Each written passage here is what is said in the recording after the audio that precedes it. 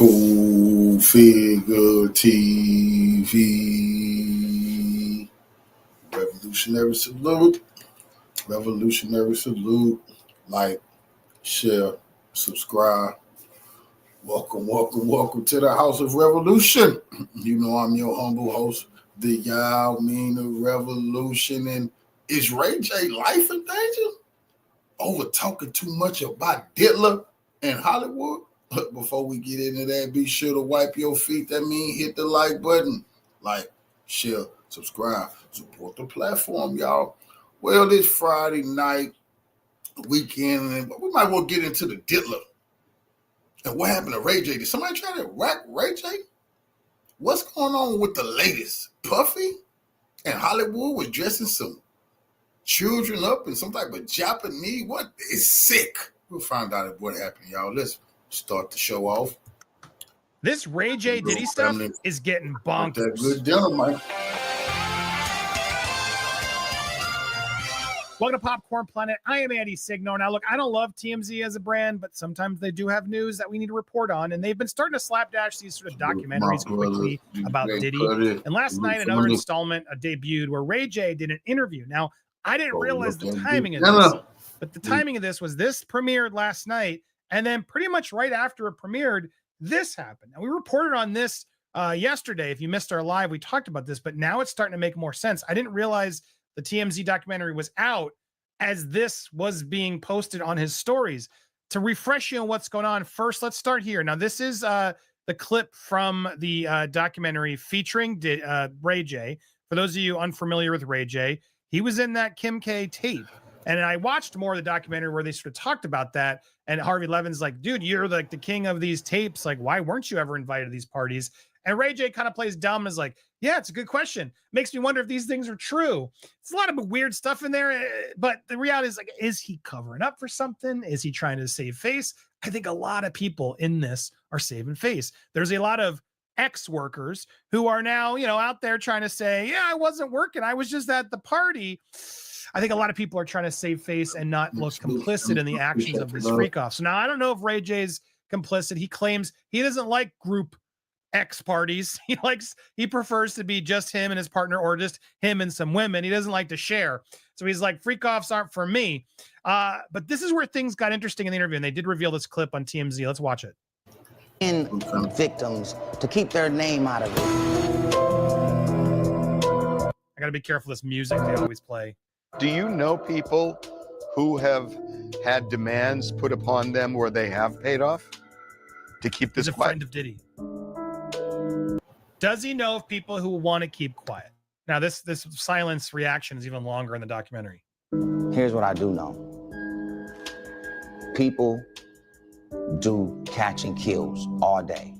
And a catch and kill, I don't know if, of course, you know, but for the regular world, somebody has the truth, somebody pays you to keep it quiet, and hopefully that money that you got paid secures your happiness while you watch the lie continue to succeed. I want to just make sure I understand you. What you're saying is what? That you know people who have been approached by women, men, whatever, who have said, give me money and I won't talk? Here's the other way around that, Harvey. Again, I have to offer commentary. These clips and stuff sometimes limit or block the video, but this is important to get at because Harvey's pushing out a good question. He's just trying to nail him with the question of, like, have you spoken to celebrities who are telling you they're buying these stories? He's borrowing. I'll give you money. Please don't talk. You are a well-connected guy. I'll give you money. Please talk. There's this fine line between extortion and settlement. And Chris Todd's been talking about it too. It is sometimes hard to distinguish. But, if you threaten to reveal or expose someone and your solution is money, and it's not through a lawsuit, pretty much extortion. So it's a fine line here. You know that what you've just described, is that going on now? Yes. They want to talk to me. They want to talk to me about what happened to me. No going back. They call me. They feel like they can trust me. Wait a minute. Calling you for what? Calling you for what? Because they want to tell me about certain things that happened. See, Ray J, gonna get exactly what's coming to him because he deserves more than anybody. This motherfucking bastard deserves everything coming to him. This little bastard, I know Puffy sexually assaulted him, and Puffy enjoyed it because you were hanging around Tupac, a Tupac groupie. Puffy target anybody who hung around Pac. That's a fact. Women and all, that's a fact. Every last one of them had a fetish for anybody who was around Pac. That's a fact. And Puffy got his hands on this little youngster who was around Pac. You see? Talking all that West Coast shit. But then he was up under Puffy, partying, being sexually assaulted. Now he coming out. Acting like people coming to him. Nigga, you a victim of your damn self. With them and Diddy. Ray, I want to make sure I understand this.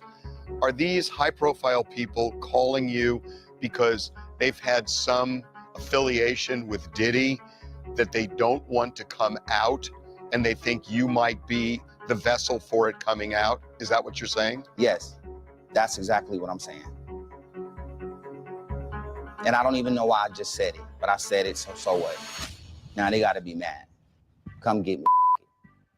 Were they specific about what they did with Diddy? Harvey baiting him in. Harvey got him.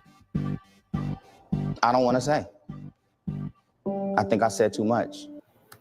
Now he got to talk to the government. He got to talk to the FBI. Because he just said he talked to victims. So when the FBI sit his ass down, he got to tell him everything he know and name those people that he said came to him. But they didn't go to him. He went to them because he know exactly who they were.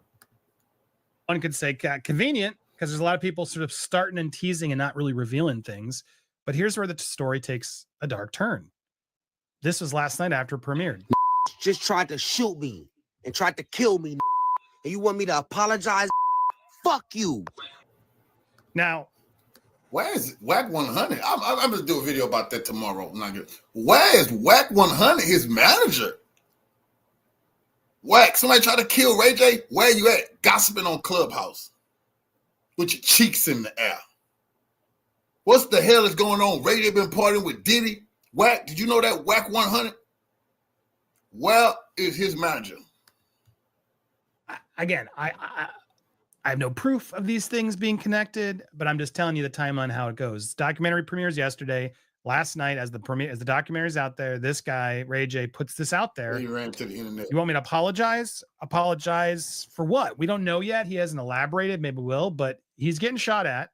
While he's also out there sort of revealing that as a ex-friend or friend of Diddy currently, people are calling him, filling him in on things. This is where things are getting wild. This is legit crazy because he's admitting what we kind of already heard from others and sort of just confirming what we've sort of told that Busby sort of alluded to this too. Tony Busby. Yes, celebrities are starting to pay off these victims to keep them quiet. And that's what's really sad about all this. A lot of this is just going to stay quiet. Now, if they're just, trying to expose things they did consensually, like that they just don't want out there because it's just bad for their brand, I don't have a problem with that. I think it's still extortion and it's kind of messed up. But if they're staying silent on criminal acts, if they're trying to take the money to not come forward and expose criminals and behavior that's affecting or hurting others, then shame on them. Absolutely shame on them. So look, the reality though, as Harvey even mentions in this doc with him, the big O word, the group party, group X type of activity, that 4-letter O word, which Ray J makes clear he's not into those. But Harvey even sort of reiterates, those aren't illegal. Like, it happens a lot, especially in Hollywood and around with rich people and famous people. People just like to be in groups and do that. If it's all consensual, it's none of our damn freaking business. That's what makes this complicated. And even Diddy's lawyers have tried to play that. Like, yeah, he likes weird stuff. He likes to freak, but it's all consensual freaking. Like, stop judging and shaming. Like, this has always been what it is. There's nobody here who's not invited or wanting to be there. I mean, this is Diddy's excuse, right? I don't believe all this at this point, but the reality is clearly Ray J is involved in some of this. He sort of alludes to it, but with women. And I'm sure it happens a lot to celebrities, right? That's where things are getting complicated here. Are some of these celebrities trying to just buy being involved in even a consensual or, party like that where nothing was really going wrong and they just want that to be not revealed? Or are they involved in parties like Diddy parties, freak off parties, where there are workers and people not consenting? Because that's where I'd take umbrage and have a problem. And it's hard to know. It's hard to follow. It's hard to keep track. And I don't know if now Ray J's covering up for that. I don't know if he's, regretting speaking out and talking about it, why he's scared. People are now shooting at him. Is this connected to that? Or is it connected to the Combs sons who already tried to get a beef with him, which Chris Brown stopped? Things are getting crazy. Look, I've tried to reach out to Ray J. We'd love to try to get you on the show, Ray J. I'd love to hear from you on your perspective on this and get a little bit further. What are you implying? Are these things connected? We will keep you posted. But all I know is this case is getting dangerous. It's getting dangerous. People are starting to name names, put things out there. People are getting threatened. People are worried. There's legitimate stuff and fear in a lot of this, because I do believe Diddy and his associates are powerful and they're in the corner, right? When you're in a corner, what happens? You slash out. So I'm starting to feel it. I don't know about you, but we will keep you posted.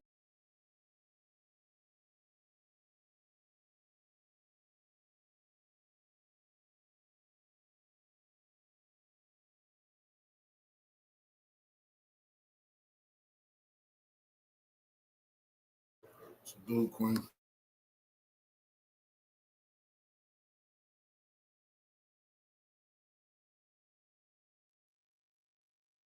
A big yikes for B-list celebrity Ray J, who has publicly outed some of his high-profile friends, saying they're paying off victims of P. Diddy's freak-offs. These public statements are actually kind of problematic for these celebs, because if they are in fact true, they're also illegal. It's just another twist and turn in the sordid case of P. Diddy and his celebrity friends whose identities have yet to be revealed.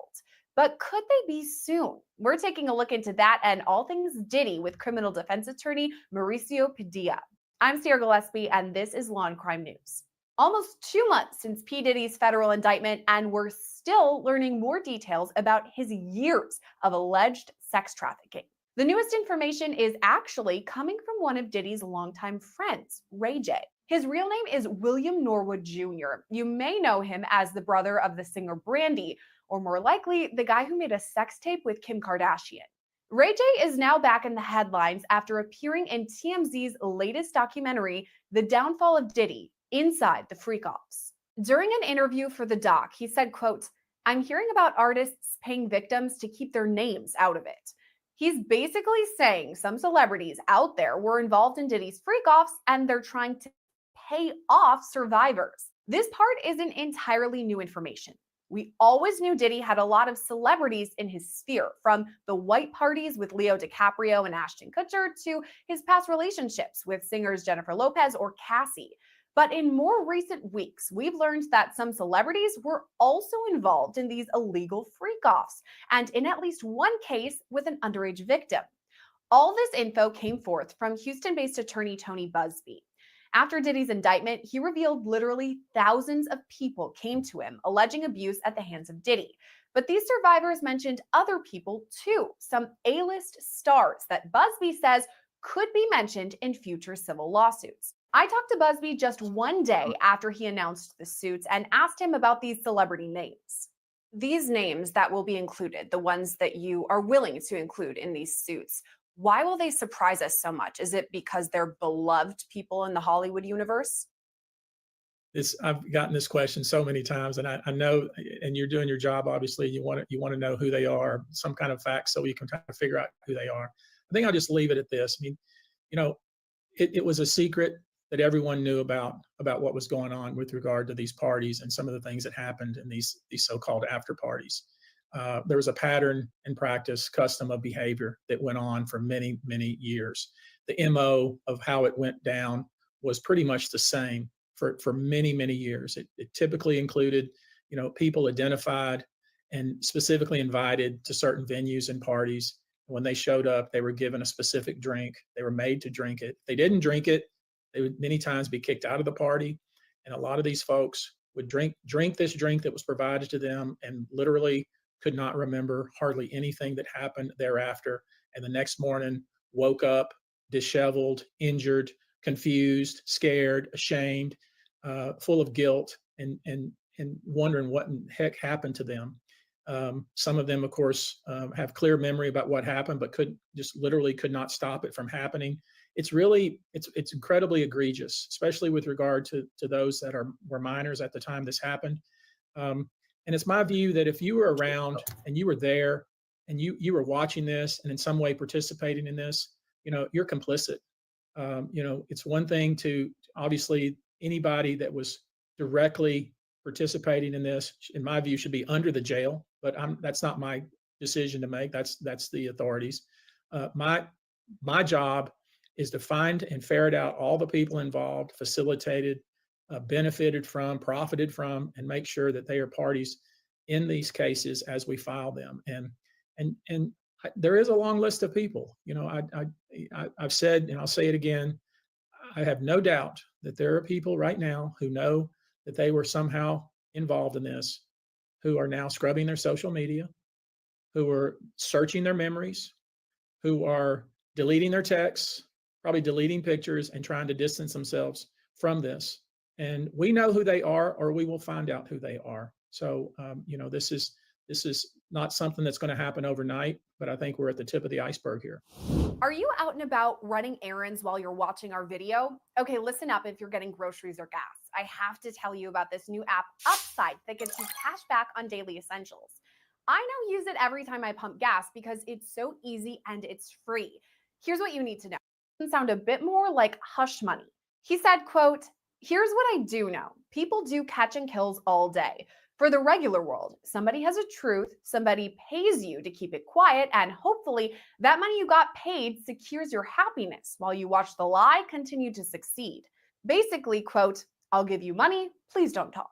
Ray J didn't mention anyone by name, but said these high-profile people reached out to him because of his friendship with P Diddy, fearing that their names would be attached to his alleged illegal activity. Most of that revolves around something Diddy called freak-offs. Defined by federal prosecutors, they're elaborate and produced sex performances that Combs arranged, directed, masturbated during, and often electronically recorded. Along with these freak-offs apparently came a chilling pattern. Diddy or his team would drug someone, sexually assault them, and then sometimes even record it. These recordings proved to be Diddy's downfall, though, because federal prosecutors now say they've got this alleged illegal activity on camera. That led to Diddy's federal indictment on charges of racketeering conspiracy, sex trafficking by force, fraud, or coercion, and transportation to engage in prostitution. Only one victim is referenced in the federal indictment against Diddy, but a slew of civil suits from more than a dozen victims tell a different story. If we're going off what Tony Busby says, there are actually thousands of people who say they've been victimized by Diddy. But he's not the only alleged perp. This is where those high-profile celebrities come in. For example, in one of the most recent lawsuits filed against Diddy, a survivor says she was assaulted by him when she was just 13. It happened in September of 2000 when she met one of Diddy's drivers at the MTV Video Music Awards. The driver told her she fit what Diddy was looking for. She was then invited to an after party where she was forced to sign an NDA before being allowed inside. When she finally entered, she says there were multiple celebrities that she recognized. We're now getting reports that some of these celebrities were the likes of Eminem, Dr. Dre, Jay-Z, and even the magician David Blaine. She also says there was illegal activity out in the open, like underage people drinking and drug use. She actually accepted a drink herself that tasted a bit off.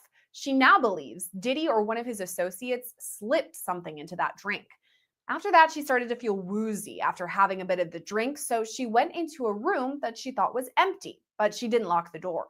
What happened next is directly from her lawsuit and pretty disturbing. Quote, "Soon after, Combs, along with a male and female celebrity, entered the room. Combs aggressively approached plaintiff," that's the survivor in this case, "with a crazed look in his eyes, grabbed her, and said, 'You are ready to party.'" She recalls Diddy threw her toward a male celebrity listed only as Celebrity A, who took off her clothes.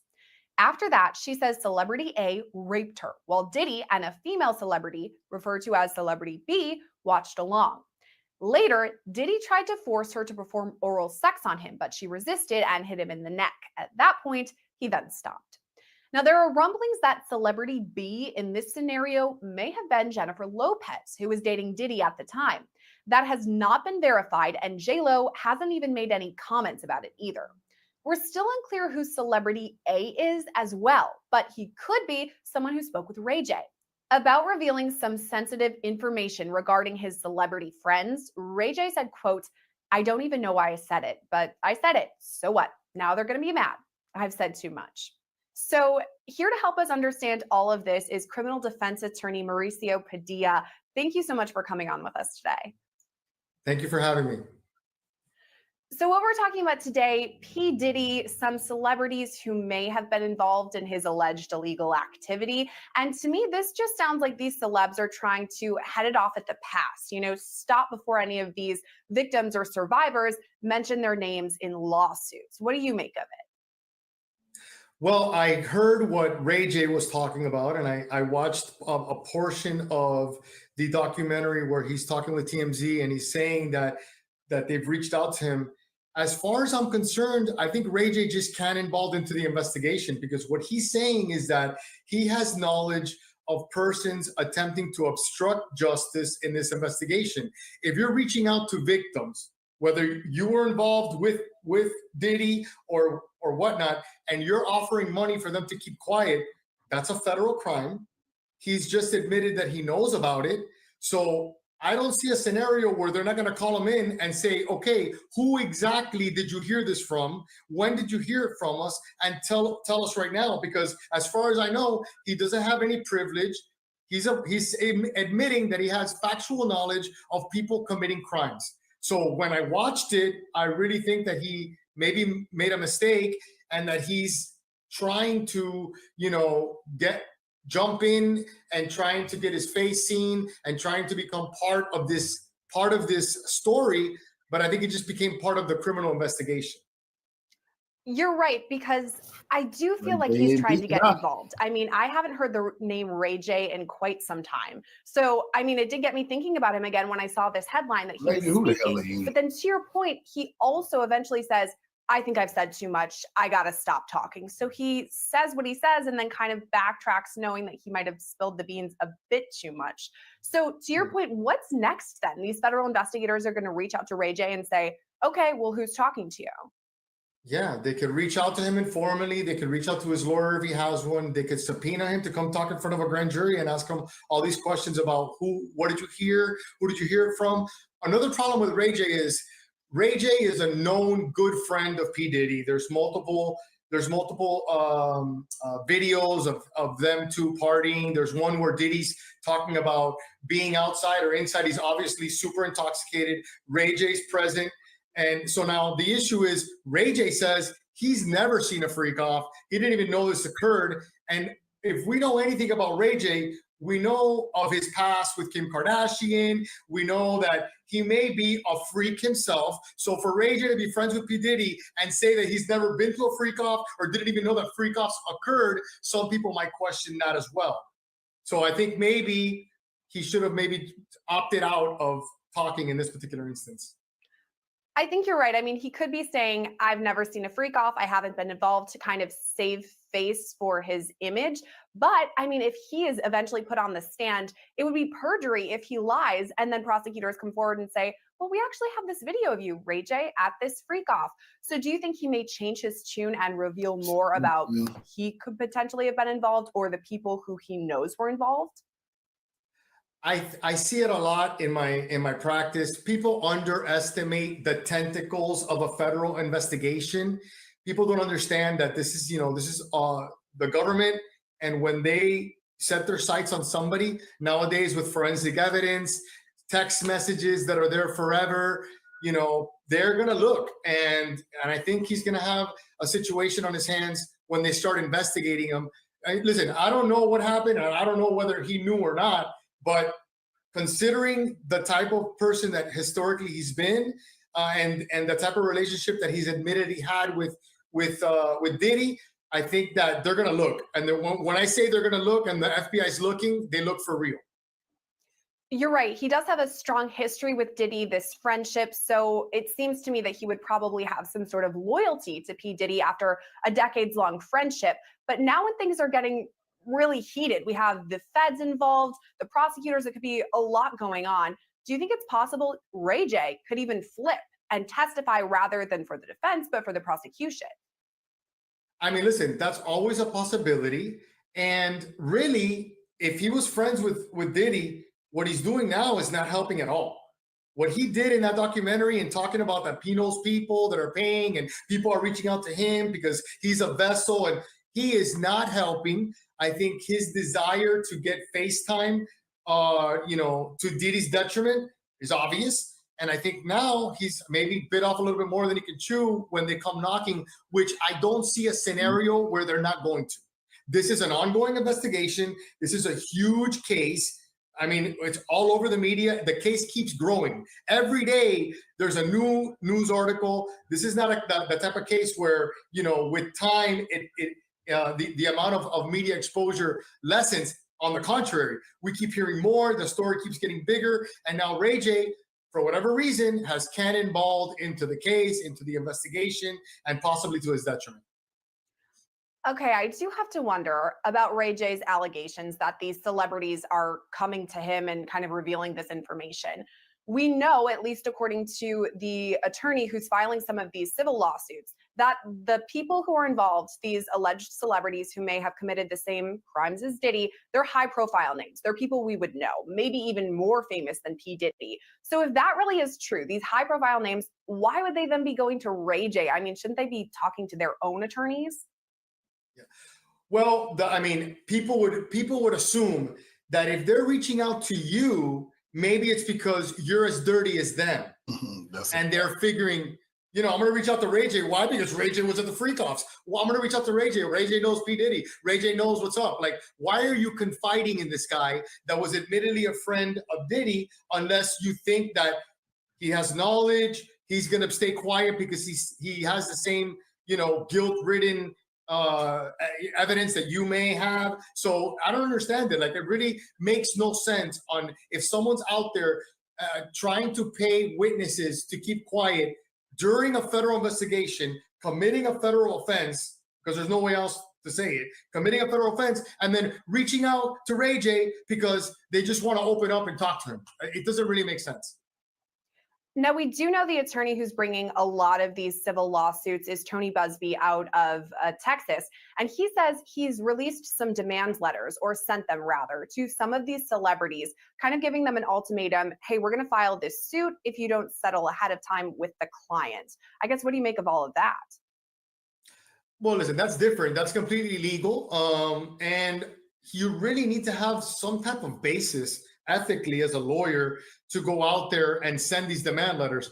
The basis could be just the testimonial evidence of your client. You get somebody that says, I was here with Diddy and so, and then you could, that could be enough of a basis if you believe the person as an attorney to send the person a demand letter. Usually in a case like this, I would expect that he has a little bit more if he's sending demand letters.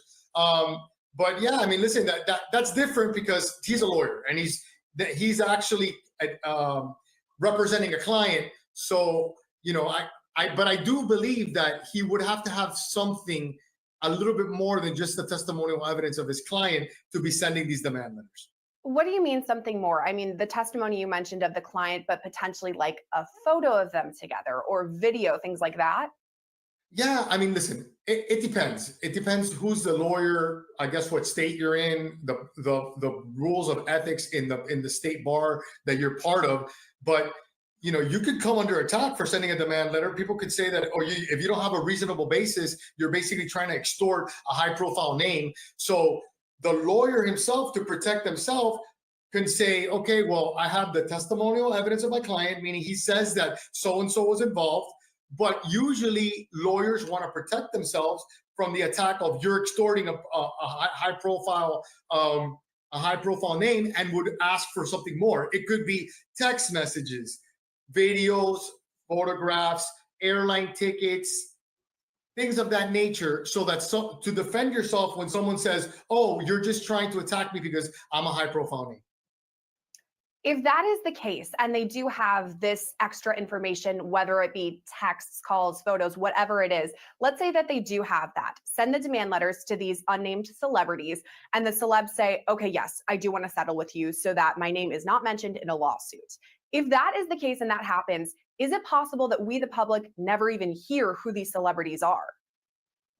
That's a possibility. But if you remember historically, Diddy did not settle the lawsuit with his ex-girlfriend, Kasi. So he didn't.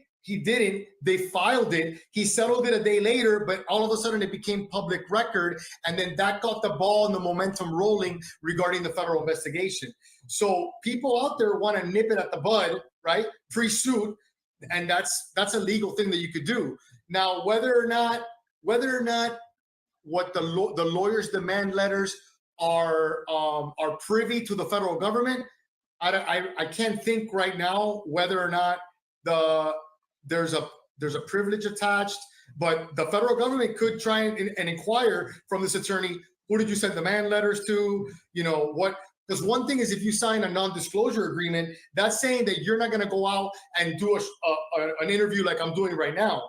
But if the federal government is knocking and asking questions, that's not part of an NDA. You can't use a non-disclosure agreement to tell the FBI, I'm not going to talk to you.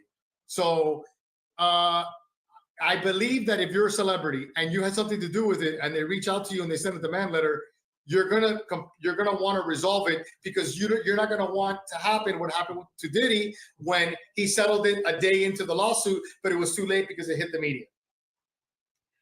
That point that you just made about P Diddy settling Cassie's lawsuit one day later, it's been a year since she filed. I still cannot wrap my brain around it. If he had just settled, we might not know all of this information. So it's kind of curious to me. And you're right, maybe these celebrities would then say, okay, maybe I should settle ahead of time. But I did speak to this attorney, Tony Busby, the one who's bringing a lot of these lawsuits. And he said, I've actually encouraged my clients to speak with the feds if they want to, and they're comfortable with it, bringing forth the information they brought to me to federal investigators. So if that's the case and they do decide and they have this wealth of information, then do you think the feds would pursue charges against maybe some of these other celebrities?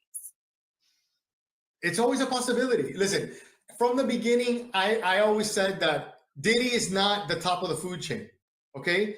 What do the feds like more than Diddy? Well, they like the richer people than him, the more powerful people, the people in Hollywood, the people that he was trying to impress, the people that he would fill up his plane and take prostitutes, male and female, to different locations to impress maybe, I don't know, owners of record labels and high power people. They want those people. They want politicians. If you're a politician and you were friends with Diddy, they're going to want to find that out, because that's what they want. So I disagreed with certain people that had me on their show regarding whether or not Diddy was the top of the food chain. I still think that he's not. And I still think that the feds are going to do everything in their power to find out where Diddy leads them to when it comes to politicians, higher profile people than him, other celebrities.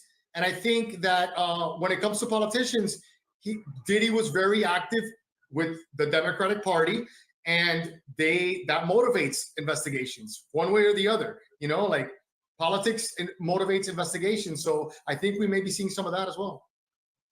That will definitely be interesting to see play out what happens, whether these people would maybe be called to testify, face charges of their own. And again, we still don't know their names yet. But my next point is something that's pretty severe too, is that some of the people in these new civil lawsuits against Diddy are saying that they were minors at the time of these sexual assaults. And Diddy's federal indictment doesn't list anything like that. I mean, he has his charges, but they're nothing to do with sexually assaulting someone under the age of 18. So do you think additional charges could be brought to him or someone else if they have a lot of proof to say, I was under 18 and I was sexually assaulted at this time? Yes, but federal government, they don't like to shoot and miss. So their indictment that the indictment is like, we're going to prove that. There's always superseding indictments, right? So now they're doing investigations regarding his son's activities. What does the FBI and the federal government love more than anything ever is when they have a defendant and then in a superseding indictment, they indict your relatives, because nothing is worse than that. You're sitting in a federal jail, right? What's worse when you get a phone call and, hey, your son was indicted or your other relatives were indicted. So they're going to press wherever they can. The problem with someone like Diddy, when they raided his mansions, and I've said this various times in my different interviews, when they raided his mansion, he had 2 or 3 machine guns, AR-15s, with altered serial numbers. That's really bad, because that's the type of thing that a criminal would have, a stupid criminal. But it's what even is worse is if you thought that you were so untouchable that you had these in your house after the lawsuit, after you were already heated up and everybody was talking about your malfeasance and the things that you were doing, and you still had the machine guns, what else did you have?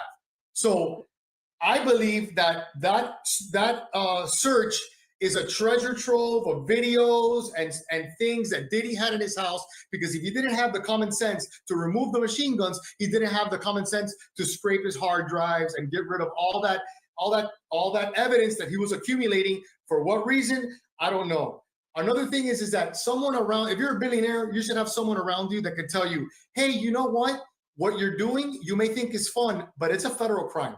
And this investigation goes back to 2008. In 2008, filling up your Learjet and taking a bunch of prostitutes to another state to have a sex freak-off may have not been that frowned upon, but post-Epstein, it's human trafficking. So no longer the Learjet and the billionaire status is an excuse for filling up your plane with prostitutes and crossing a state line to have a drug-fueled orgy. Nowadays, it's illegal, and he should have had somebody in his circle telling him, hey, you can't do this. It's illegal. It's human trafficking, and it's not cool.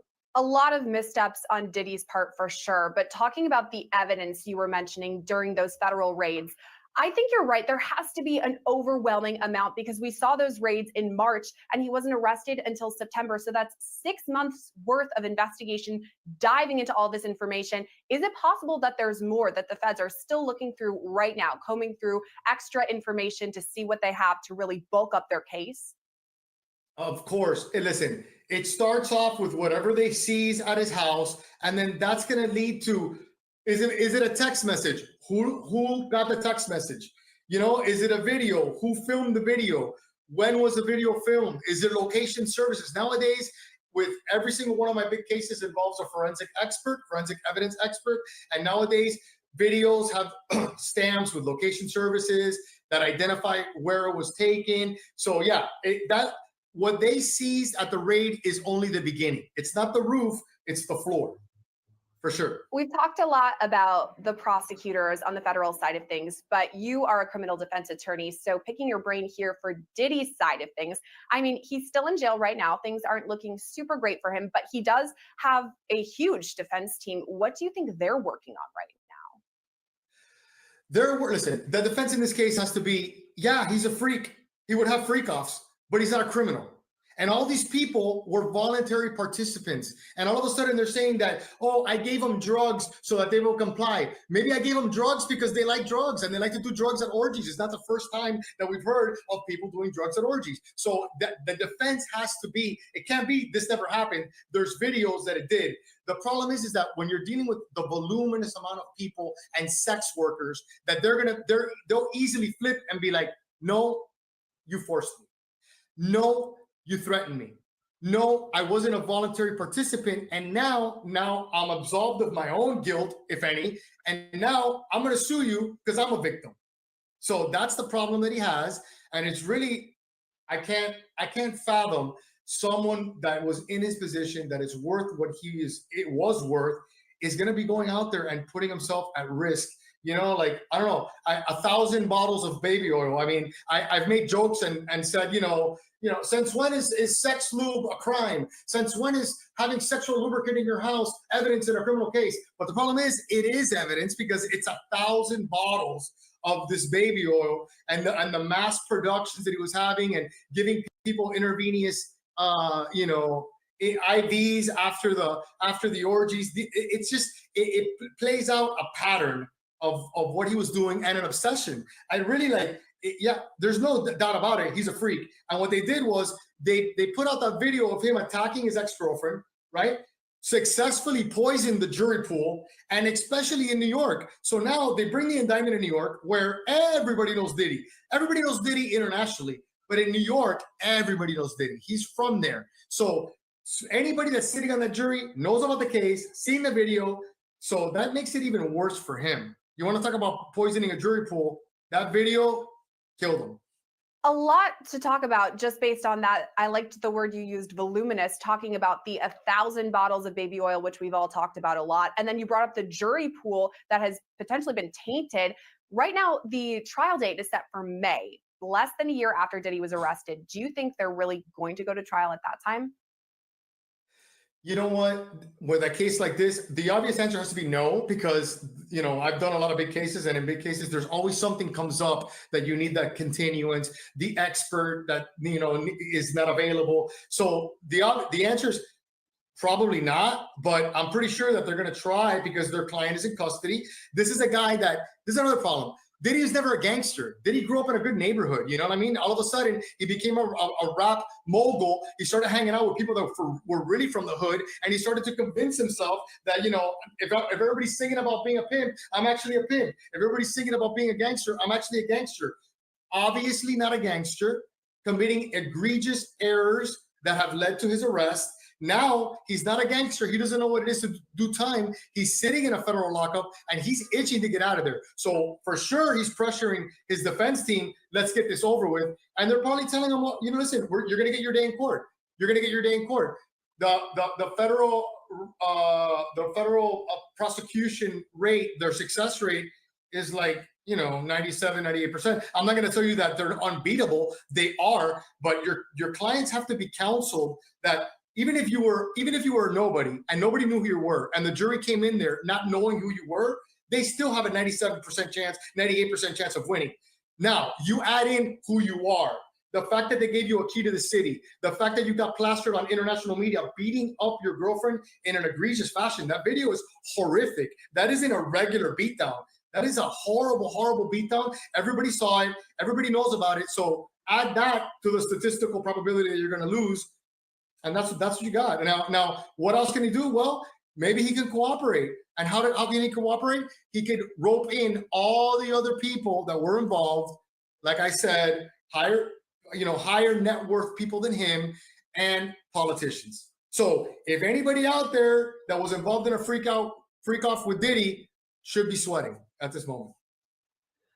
A lot to unpack and a lot ahead for this case, but thank you for giving us some insight, Mauricio. It was really helpful to get a better picture of the case. Thank you so much for having me. Thank you.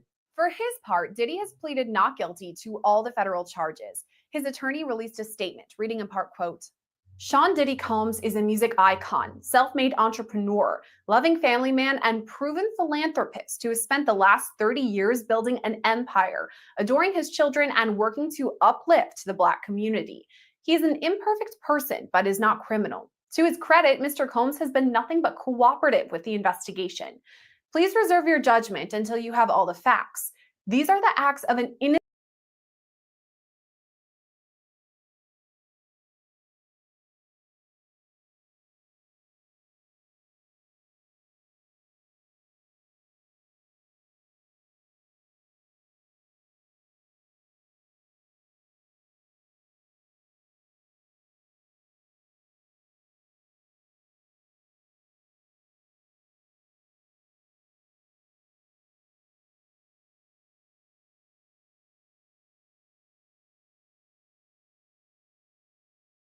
And I want to start with Tania Wallace, who claims she's been at a freak off and said she saw children, and it was hard for her to say it.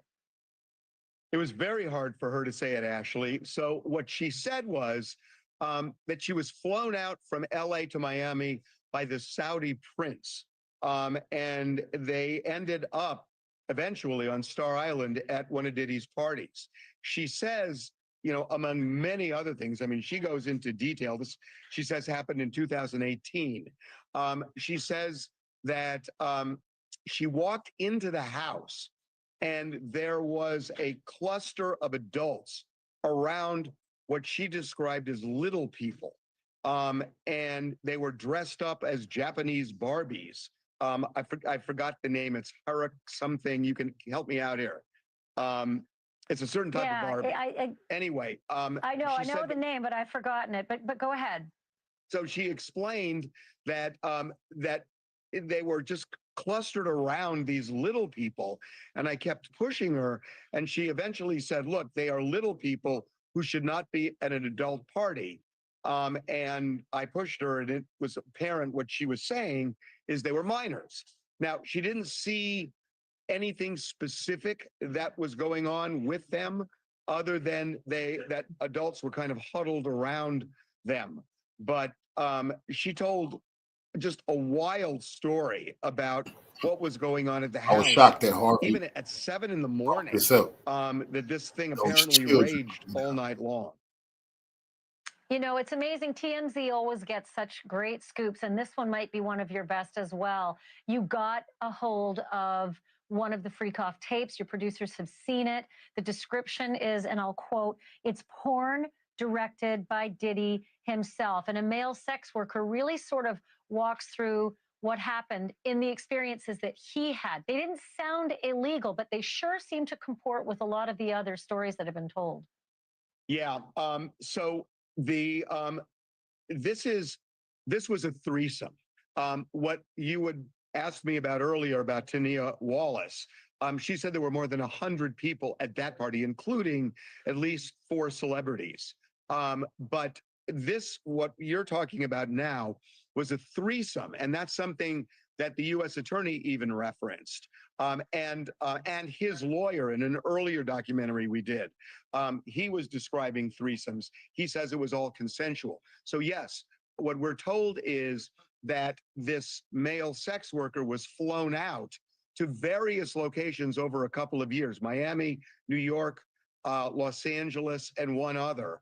And they would meet in hotel rooms, and Diddy would often watch as he would have sex with this woman who was associated with Diddy. So that seems to be what the feds are looking at right now in terms of alleged sex trafficking, if they are transporting somebody and perhaps paying them to cross state lines. That could end up being part of sex trafficking. Now, we know that this guy got a subpoena, and he ended up not testifying before the grand jury, but talking to prosecutors, and we're told that he left that tape with them. And in fact, if he was transported, if he was even consensual in that setup, you're right, that is sex trafficking. It's classic federal crime to cross state lines for the purpose of selling sex. But it also comports just with the description of many of the other incidents that did sound illegal, where there was, heavy intoxication involved in some of these incidents, but the setup sounded very similar. There was something else that was so revealing in your interviewing with 2 friends of Diddy's who seemed very defensive of Diddy. Stevie J, a producer and a friend, and Ray J, an entertainer and a friend of Diddy. No matter how many times you ask the question, both of them seemed to deflect. I never took part in any of it, and yet they were so close to him and seemed to suggest that famous people, are paying off victims to keep their names out of the Diddy story. Well, Ray J as much as said that to me, that he said that there were celebrities confiding in him, that they were either approached by either the man, woman, or their lawyer, or they actually went to the person themselves and offered money for silence. That's what Ray J is saying. Now, I will say that we interviewed Tony Busby as well. He is the Houston lawyer who is representing more than 120 alleged victims. And he told me that, yes, they have sent demand letters out to various other people, high-profile people, and it's essentially an ultimatum: either pay up or we're going to sue. Thanks for watching. Go to joinnn.com to find News Nation on your screen. And don't forget to click the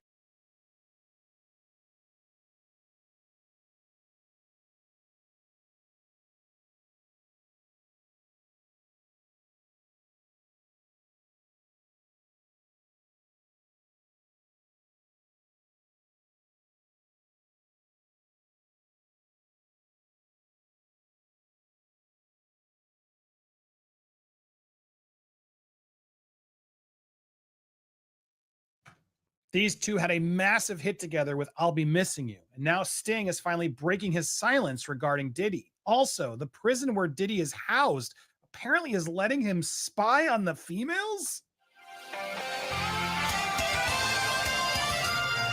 Welcome to Popcorn Planet's Diddygate coverage.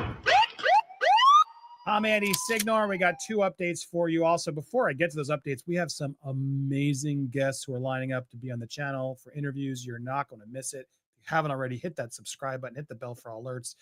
Some good stuff is coming this week and next. But first, when I get to these two stories, we're going to get to Sting in a minute. First up, this was crazy. It was sent to me. Apparently, the prison, Sean Combs' home, this low security jail dorm, apparently inmates can spy on the female convicts. This is crazy. It's apparently a freak off friendly jail. So here it is. The bad boy boss is in 4 North unit of Metropolitan Detention Center, MDC, a Brooklyn dorm facility, which has around 20 inmates, looser rules than the general pop, and diversions for prisoners, including air hockey. One unattended feature also provides a thrill for inmates interested in a female audience. Here's the quote from a former mob enforcer who spent time in the unit.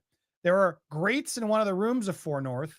They have these little holes. If you lay down, you can look through the holes and talk to the women 1 floor down and see them. Considering, Diddy held these freak off parties, it was asked to him sort of like, could he put together one of these clandestine big house events, big house versions? And the comment was, if he could, he wanted to. Another inmate, gang member who goes by the name G-Lock, told the cryptocurrency insider Tiffany Fong when she interviewed him on X that the female inmates aren't shy either. They'll show you their and play with their, he boldly proclaimed. He says he did warn, though, that the females of 4 North are rungs down from the models, professional that, claimed to have been recruited by Diddy at these parties. He says of the inmates there, they're gross. Most of them are addicts. Diddy obviously has pleaded not guilty to all these charges, etc. But could he be taking place in some of these things? I don't know, but it's kind of crazy and disgusting that there's even a possibility. It's pretty nuts. Speaking of the dorm itself, it's interesting details that were come in. Obviously, Diddy was living the high life before, but in 4 North, it's a lot less privacy. It could be super boring.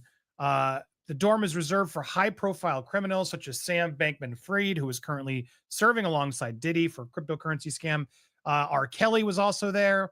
However, sometimes boring is good. If you go into the regular units, it's nonstop cutting and stabbing and fighting. So it's kind of better to avoid all that.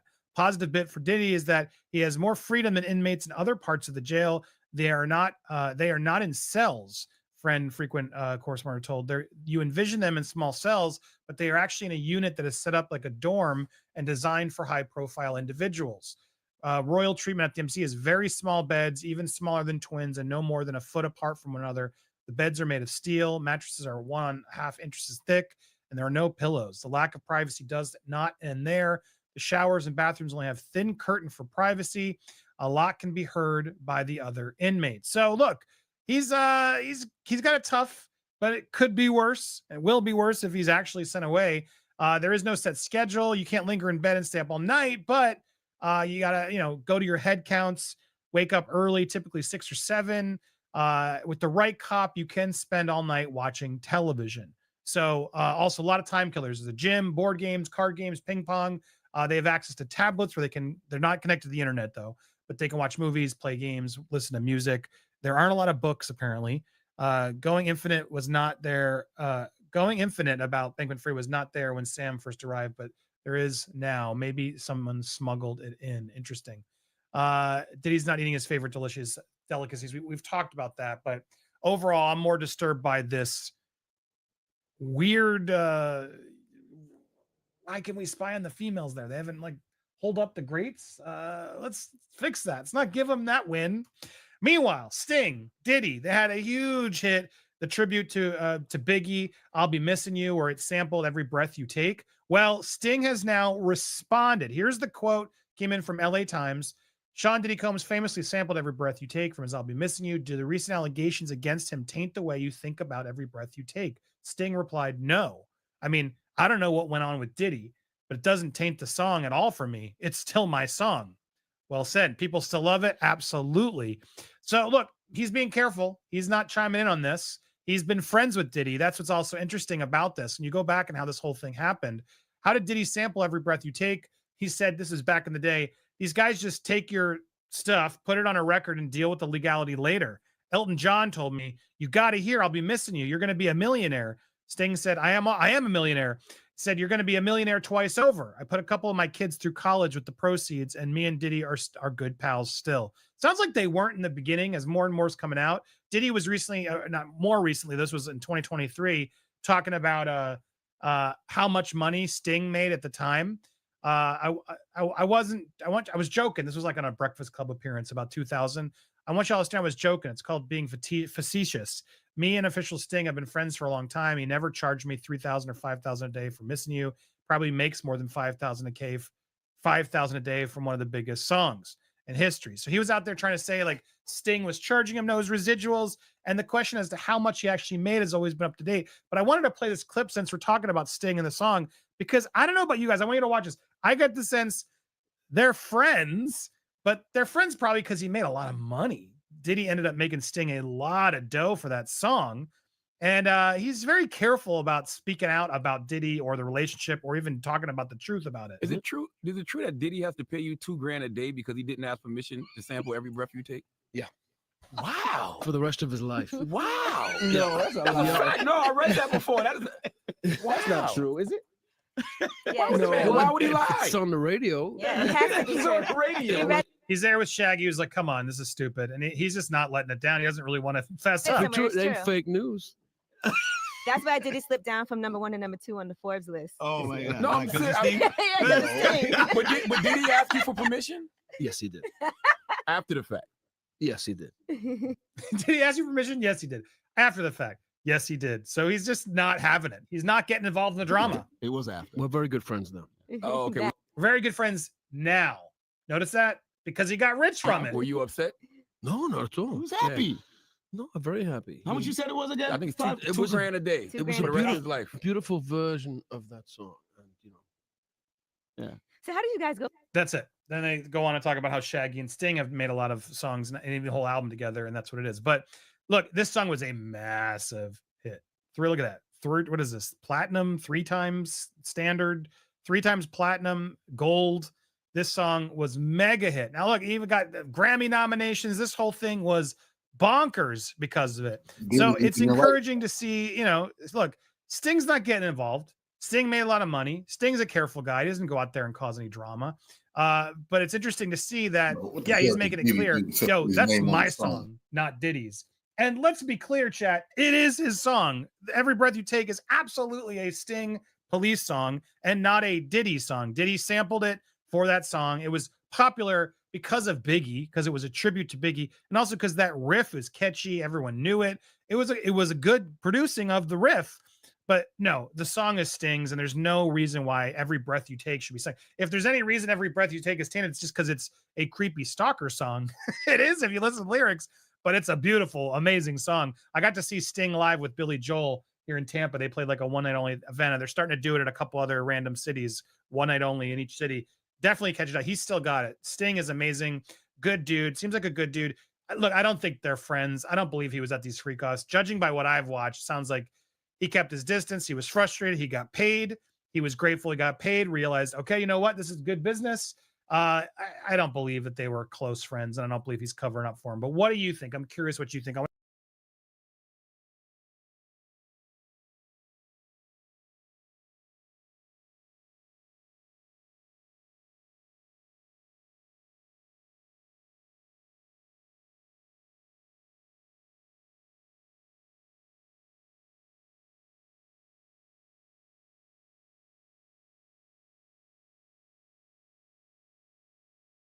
Now, Ray J is trending all over social media for revealing himself as a potential Diddy accomplice, claiming that he is being targeted for speaking out about Diddy. Ray J has made some damning claims about Diddy and other celebrities, but the question is, should Ray J even be trusted? Is he telling the truth, or is he just being used to cast doubt and throw people off? Hey guys, I hope all is well. Welcome back to The Truth Is, where I drop new videos every other day exposing the truth. In today's episode, we will be talking about Ray J's claims about Diddy and whether he should be trusted. Let's get right into it.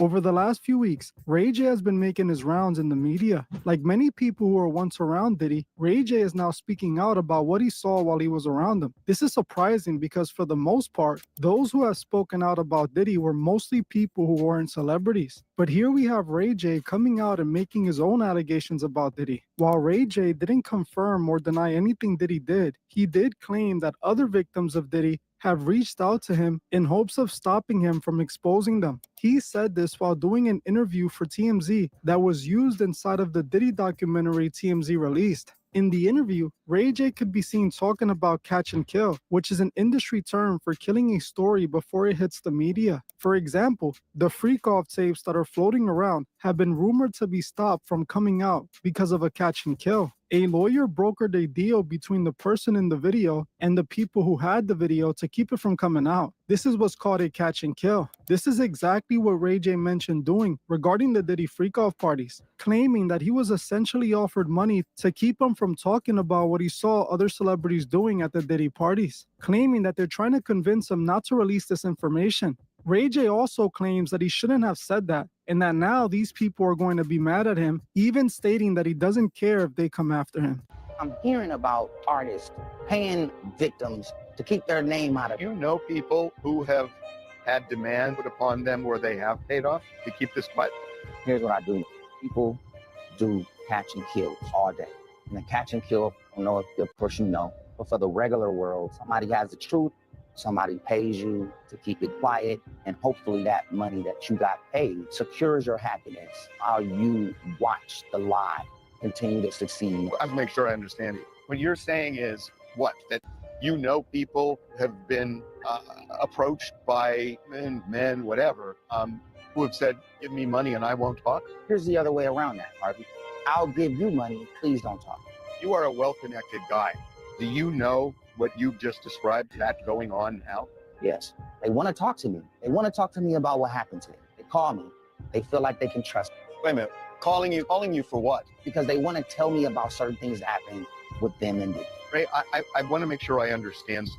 Are these high-profile people calling you because they've had some affiliation with Diddy that they don't want to come out? And they think you might be vessel for it coming out? Is that what you're saying? Yes. That's exactly what I'm saying. And I don't even know why I just said it, but I said it so what? Now they got to be mad. I'm getting it. Were they specific about what they did with Diddy? I don't want to say.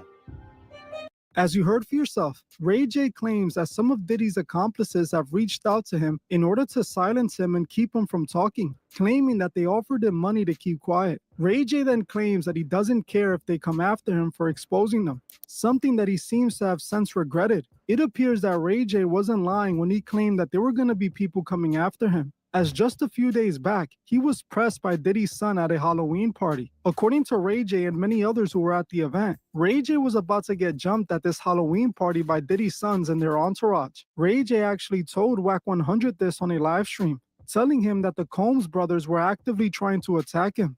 Ray J, no. Listen now. Everybody been calling me, and you know until you call me, I feel like it's no big deal. All right? So I'm talking to the exposer homies. They talking about the Combses tried to rush you. And I'm like, what are you talking about? They tried to rush you in Miami? Nigga, in LA. Where? Bro, you know I'm not gonna call y'all because this could go somewhere else. And I'm like, at the club, dog. What, you didn't have Donut then with you? I have nobody really, dog. So how many of them was it? 2, 3, what? I don't know, like 8. Oh, so it was them at 8 and they tried to rush you for real. Yeah, but don't put this up, blood. Nah, it's going out. Nah, blood. It's just going out, dog. The question to you is, can I put the other stuff out that we've been knowing about? Nah, they too young. Like it's like that. Like I moved away from it. Like, huh? I tried to talk some sense into like what happened, but I just, you know what I'm saying, luckily the homie Chris is here. What Chris? Chris Brown, bro. But Wack, don't put this online. Bro. Nah, it's this off. Nah, but still, don't. It's going up. It's already online.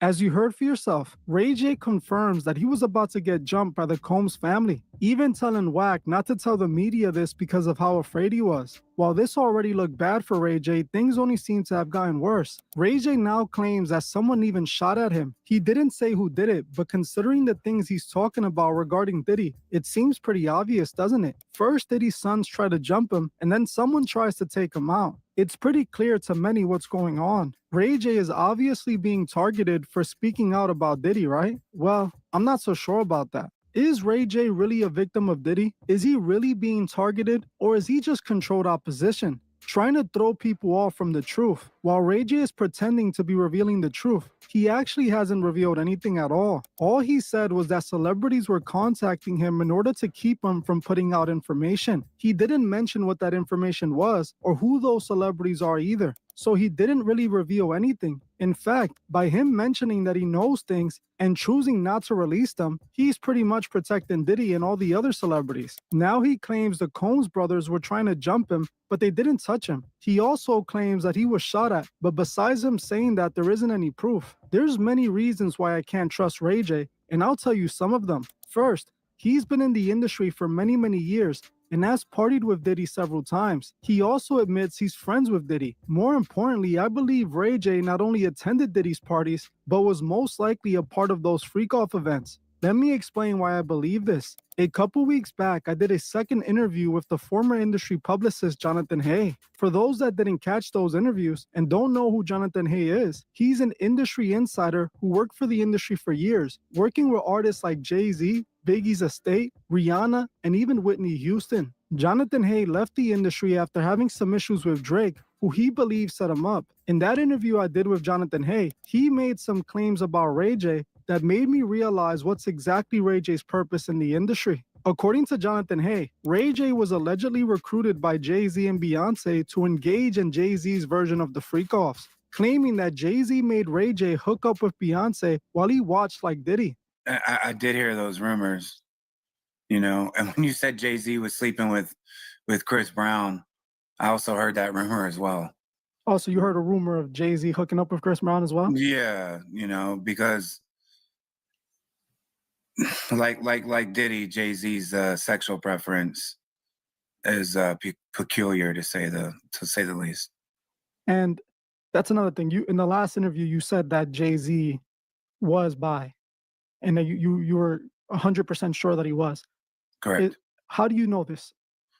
I know it from being around, and without saying, you know, the name of the people, because I know a lot of people don't want to be involved in these type of things because they've moved on in their lives or they have families and everything else. But I was there and I witnessed some very, you know, questionable behavior for sure.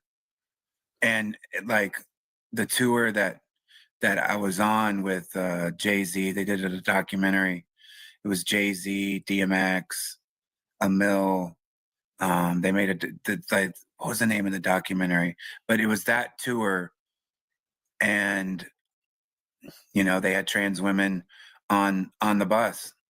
Recently, I did a video on Jay-Z, right? And I spoke about, it was actually on Pimp C. The video was on Pimp C, and because his close friend, Pimpin' Ken, he claims that he has a videotape that Pimp C recorded of a famous R&B singer and hooking up with a man that's not her current boyfriend or her current husband. And everyone in the comments said that it was Beyonce in the video that Pimp C has. And in another interview he did, the Pimpin' Ken, he basically admitted that the people in the comments were commenting that it was the right person. So he's basically admitted that it was Beyonce. Right. Did you hear anything of that sort, like of Jay-Z having similar behavior to Diddy in the sense that, you know, he would let his woman be recorded with other men or stuff like that? Well, Jay-Z 100% is a cuckold, right? He likes to watch his woman, Beyonce, with other men. Like I said, being around, you know, Rock Nation and Tidal and all those things, it was pretty common knowledge that, you know, Jay-Z is someone like Diddy that's now out in the open that likes to watch his wife with other men. Okay. So do you think that there is a possibility that tape exists? Right. But that's interesting. So you saying for a fact that Jay-Z is into similar behavior as Diddy. He likes to, basically what Cassie was put through. He likes to watch his girl get in relationships with other men while he sits there and enjoys himself. That's correct, and that's one of the reasons that we said in the last interview when I was talking about him being bi, because what else is that when you're watching? You want to watch another man with your wife and you're measuring yourself. I know it's cuckolding. I know all that, but like this is firsthand information from something that I've dealt with, an experience that I've dealt with. That Jay-Z is definitely a cuckold, and it's not women, it's men that he wants to see with Beyonce. You know, that's why I was like, he's definitely bi, and that's why it was really surprising to me to see, Ray J come out speaking against, Jaguar Wright, and he's like Beyonce, oh Beyonce, because Ray J is one of those people that is allowed to be with Jay-Z's wife. Interesting. So you're saying essentially that Ray J is one of those men that Jay-Z would watch hook up with Beyonce, allegedly? Correct.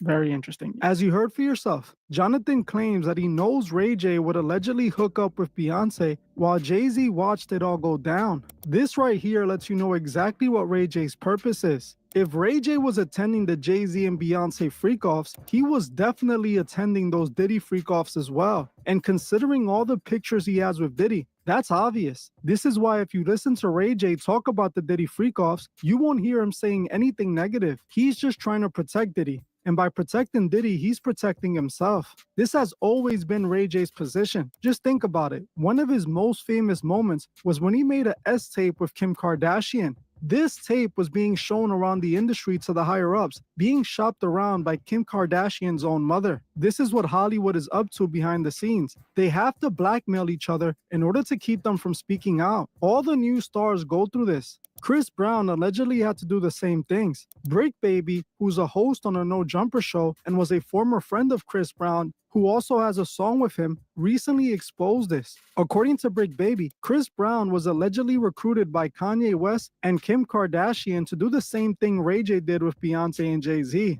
Brick Baby claims that Chris Brown was summoned by Kanye to hook up with Kim while he watched. Yeah, dig. Hood. Chris Brown gave it them too. Oh, my bad. Y'all didn't know that, though. Y'all know Kanye West once asked Chris Brown to come over and smack Kim Kardashian in front of him. This is true talk. He called Chris Brown over because he asked Kim, who got better sex, Ray J or Chris Brown? Shout out to Chris because he knocked down Kim Kardashian. Yeah, I'm telling stories I ain't supposed to tell. I'm tired. I told you one day, Chris Brown went to go fuck Kim Kardashian in front of Kanye, and Kanye watched. Right. Deny that.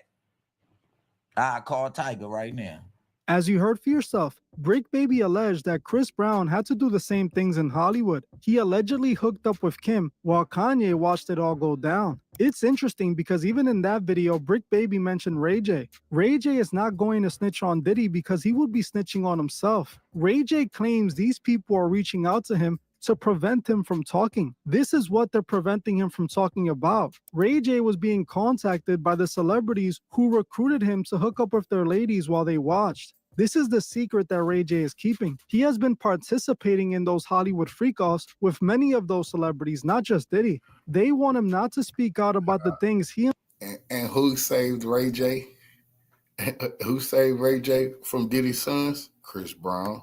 Himself participated in. Ray J is literally telling us this himself when he said they're paying him to keep quiet. They don't want him to expose them for being like Diddy. This is exactly why I can't trust anything Ray J states. He is definitely controlled opposition, and it's in his best interest to hide the truth. If he does expose them, he would be technically exposing himself. Ray J is being used to throw people off. That's what he's been trying to do the entire time. All the press he's getting is taking eyes off real victims. The entire time he speaks out about Diddy, he is low-key just pretty much defending him. I think the whole Combs brothers trying to jump him and the so-called shooting were all made up. While the Combs brother probably did press him, I don't think it was as serious as they made it seem. It's pretty clear to me that Ray J is on Diddy's side. I honestly think Ray J was trying to silence Jaguar Wright when she was doing those interviews exposing Diddy. As I remember back when Jag did the Piers Morgan interview, he flipped out on her, telling her to reach out to him so they can speak. It looked like he was trying to get to Jag to shut her up.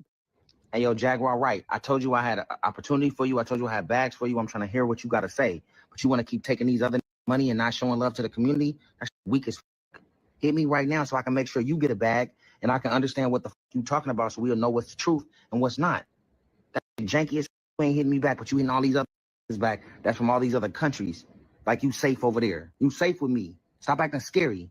Jaguar, hit me back right now whenever you can. As you heard for yourself, Ray J goes off on Jag, trying to force her to speak to him so he can find a way to silence her and discredit her. Now, to be honest with you guys, I have been suspicious of Ray J since I found out he was allegedly the last person to see Whitney Houston the day she passed away. It was alleged that Ray J was in the room when Whitney passed on, with some people alleging that Ray J was somehow behind it. At the time, he was working with Clive Davis, and Clive had some issues with Whitney Houston. It's also alleged that Ray J had a relationship with Whitney at the time. So some people think that Clive might have gotten Ray J to play a part in her demise. This is why Ray J can't be trusted or even taken seriously. Unless he starts revealing names and making confessions about himself, he shouldn't be listened to at all. Remember, all these guys took an oath to each other to keep their secrets. They are all trying to protect themselves at the end of the day. And since they all do dirt with each other, they have to protect one another. Well, I'm gonna end this one here.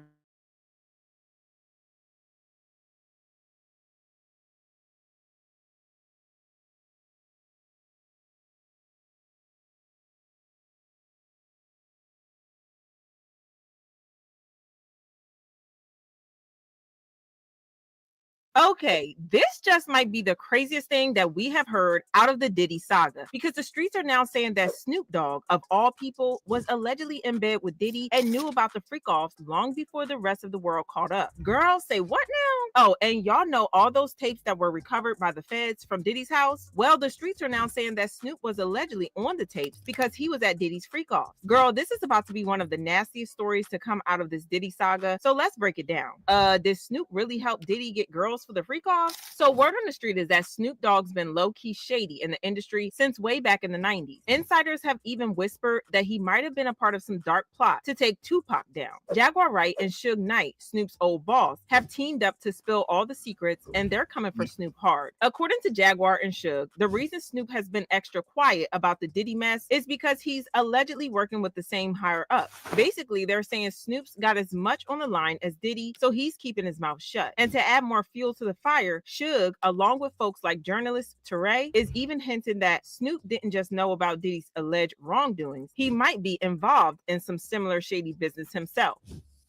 So I'm up in Snoop's man cave in his house, and he's telling me about him.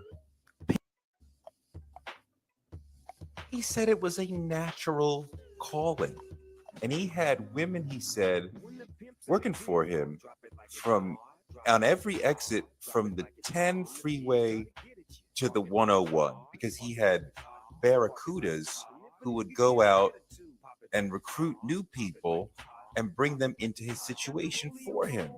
But hold on, because it's about to get even messier. Fans are starting to connect the dots themselves, and something just isn't adding up. Like, how did Snoop, who once had the FBI on his case, suddenly become Hollywood's golden boy? He's everywhere, from those random commercials to a cooking show with Martha Stewart, even carrying the Olympic torch. So now folks are side-eyeing him, asking how he went from public enemy to squeaky clean, landing all these big-time deals. The latest theory, Snoop might just be one of those industry gatekeepers pulling strings and rubbing elbows with with Hollywood's elite to keep that cash flowing. And let's not forget his longtime friendship with Diddy, which Jaguar dragged into the spotlight. And I asked him what he thought. And he flat out said that Snoop is loyal. And he losing friends. And just when you thought the plot couldn't get any spicier, Suge Knight himself has jumped in with even more drama. Suge's out here spilling all the tea, saying that Snoop has way more skeletons in his closet than anyone realizes. Now people are side-eyeing Snoop even harder, wondering what other secrets he's been hiding. Over the years, multiple friends of Tupac have stepped forward with claims that Snoop was deeply jealous of him and low-key resented him for all the attention he got. Napoleon, a former member of Tupac's group Outlaws, recently spoke about this on The Art of Dialogue. When asked about Snoop's recent comments claiming he never liked Tupac's diss track, Hit 'Em Up, Napoleon was not having it. He straight up called BS. He pointed out that there's footage of Snoop rapping along to Hit 'Em Up back in the day. So Snoop might not be as honest about his feelings towards Tupac as he wants us to believe. You know what I mean? I might not agree with the lyrics of Hit 'Em Up, but when we was young, at that time, it was something that we was pushing. And for Snoop to say he never liked Hit 'Em Up and he didn't, you know what I mean? He never expressed that. You know, you got videos of him on stage with Pac rapping Hit 'Em Up, and he's rapping the lyrics right along with him. You know what I mean? So it's strange now that all these things are coming out and he say he didn't like Hit 'Em Up, you know what I mean? And everybody have their opinion. Even if he didn't like Hit 'Em Up back then, no problem, he have his opinion, but that wasn't the case. You know what I mean? You know what I mean? He was expressing his love for Hit 'Em Up. He was in the studio bopping his head. He was on the stage when Pac was performing it, singing the lyrics with him at the House of Blue.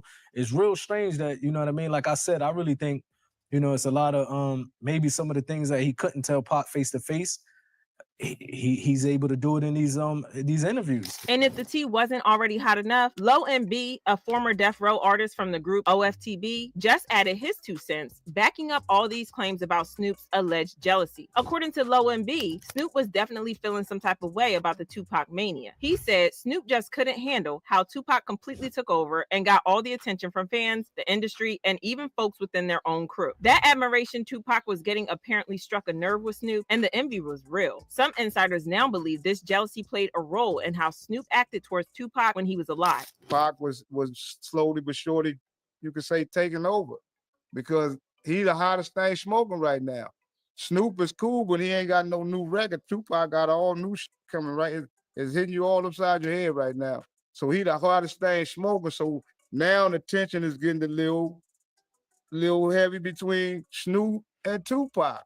And everybody on death row, because we all want. I was so crazy. I told Tupac, and he asked Suge to put our record out, because everybody thinking like ain't nothing finna come out. Now we see ain't nothing finna come out unless it's prepared to come out, and that take a lot of money and preparation. And the only thing that's got all that in it right now is Tupac. So everything is focused on Tupac, and everybody's starting to feel some type of way. He didn't do something like everybody's like bickering over their little, throwing their tantrums about whatever they mad about, which all of it still pertain to everybody want to come out, but ain't nobody got no data, know when they gonna ever come out, and is they gonna ever come out. So it's a lot of tension. And the only thing that's every time you turn around, they flood. This all you hear is all the eyes on me, and it's a Tupac mania. It's beautiful because we had everything, but we still got the tension in the room because everybody want to be blowing up. So everybody liking it, but then again they ain't. That's real talk, man. Do you think Snoop felt the type of way about Tupac in the success he was having? Yeah, of course, man. You the top man. You built Death Row.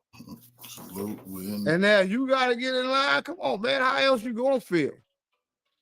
Period. It ain't like, we was at, because Snoop had albums ready too. We was having listening parties and all that all the time. He was like, man, that's what I got, big dog. We all in there listening, and it's dope, but he don't know when it's coming out. And then Suge Knight himself came through with even more drama, claiming it wasn't just Snoop who was jealous of Tupac. According to him, everybody at Death Row had beef with Pac's rising star. Suge said Dr. Dre, the Dog Pound, and practically everyone else at the label felt some type of way about how Tupac had all the spotlight. When Pac got bigger than everybody on Death Row, that's when the jealousy kicked in. I guess that's when the plot kicked in. That's when the plan came up. Because it'd be a time where It still is. I got, everybody know how I felt about Snoop. But if Snoop was coming up, people would come around and say, Snoop, let me get an autograph. Snoop, let me get a picture. Once All Eyes on Me came out, people come around, hey, Snoop, where's Tupac? Could you get him to come over here and sign my autograph or take a picture with me? Or if they see the Dog Pound, and they'd be like, how do you feel? That's the best thing in the world. You get to hang around Tupac. Everything was Pac. And they seen Dre. They asked a question about, man, you did the Chronic. Could I take a picture? They're like, hey, can I take a picture? Because you know Tupac, but I really want a picture with Tupac. You know how to find him? Everything was just from everybody else to Tupac. And I think jealousy was made. The reason why I'm speaking on it because we should never have to go through this again. But Suge did not stop there. On a recent episode of his prison podcast, Suge took things up a notch, hinting that Snoop might have had a hand in Tupac's death. Yes, you heard that right. Suge put it out there that Snoop has some serious explaining to do. And I knew that Pac did everything right by him by putting him on All Eyes on Me, speaking about him and being real with him. And if it's true what they say, this call and your telephone number will be monitored and recorded. Face to face is going to be a lot of explaining to do. Y'all know who else has been rumored to be involved in Tupac's murder? Diddy, that's who. Fans are now wondering if it was all planned out between Diddy and Snoop. And as wild as that might sound, it wouldn't be the craziest thing to have come out of Hollywood. In a recent live interview with Chris Cuomo, Suge Knight threw some serious shade at Jay-Z, Dr. Dre, and Snoop Dogg over their silence on the Diddy allegations. Suge claimed these industry giants have known about Diddy's alleged shady activities for years and accused them of either turning a blind eye or even enabling his behavior. According to Suge, Diddy's not alone in exploiting his power. He suggested that this kind of behavior has been going on in the music industry for decades, with powerful figures using their influence to take advantage of younger artists. He didn't react or see where he got or doing those things or those allegations by himself. He was taught from people before him, and he did it to the younger people after him. And we can talk all day and say what's true, what's not true. Only true part about it is videos, conversations, and people can see what they've done. Mm-hmm. But for it being happy and proud and say, what do people think? That's irrelevant. So Suge. It's just like I heard earlier today when Ray J was talking to TMZ. Mm-hmm. I got love for Harvey. But I see Charles always got some negative to say when it comes to West Coast people. And Charles tried to make a reference to say that, how do I feel when I'm in prison? Yeah, I'm in prison. I guarantee you I'm free more than Charles. If I feel like sleeping to 5 o'clock, I want to sleep 12 hours a day, I can. Sure. But besides all that, the fact is, it's not no competition who's going to talk the loudest or talk the best. It's not something positive that can help anybody.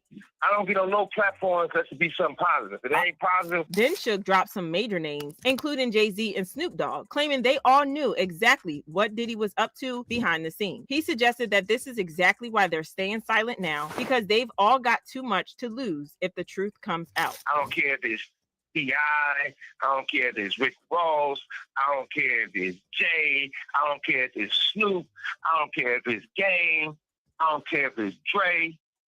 Nobody's stepping up on the fact that you know what's going on. Nobody's defending him. You're right. Guys at Interscope.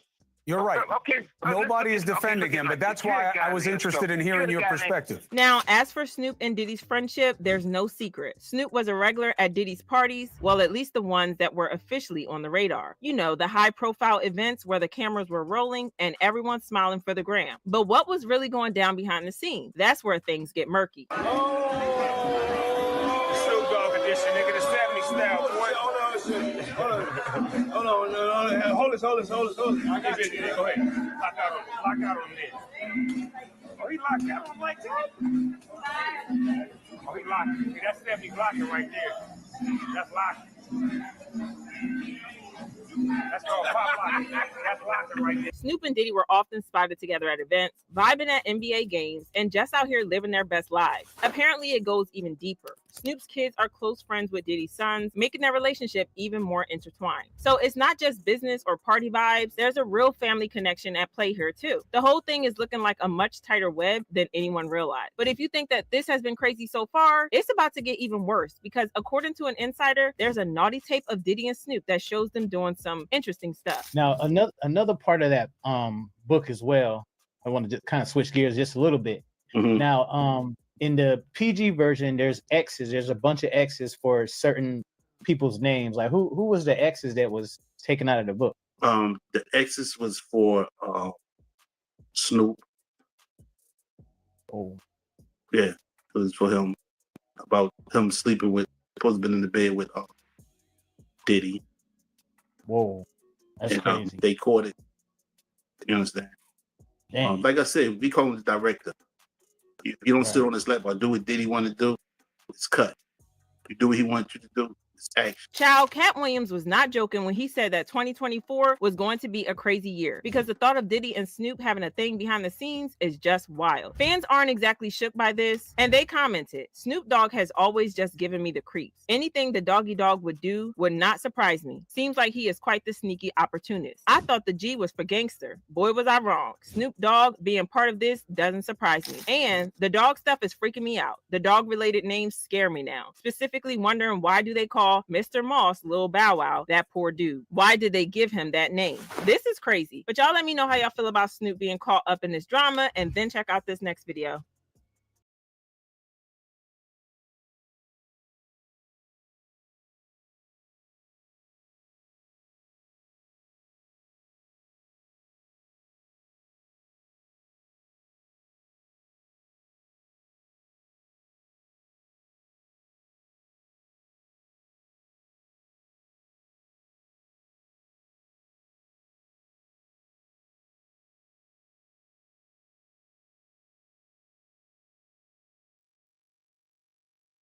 Sean Combs' defense lawyers are fighting back once again against alleged leaks by the government and are saying the government needs to reveal who the purported victims are in this criminal case.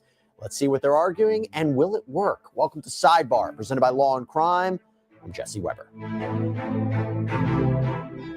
Well, the legal warfare between Sean Combs' defense counsel and prosecutors continues as the embattled rapper faces racketeering, sex trafficking, prostitution charges. He's currently locked up in the Metropolitan Detention Center as he waits trial in May of 2025 on these charges. And you know what we're talking about here.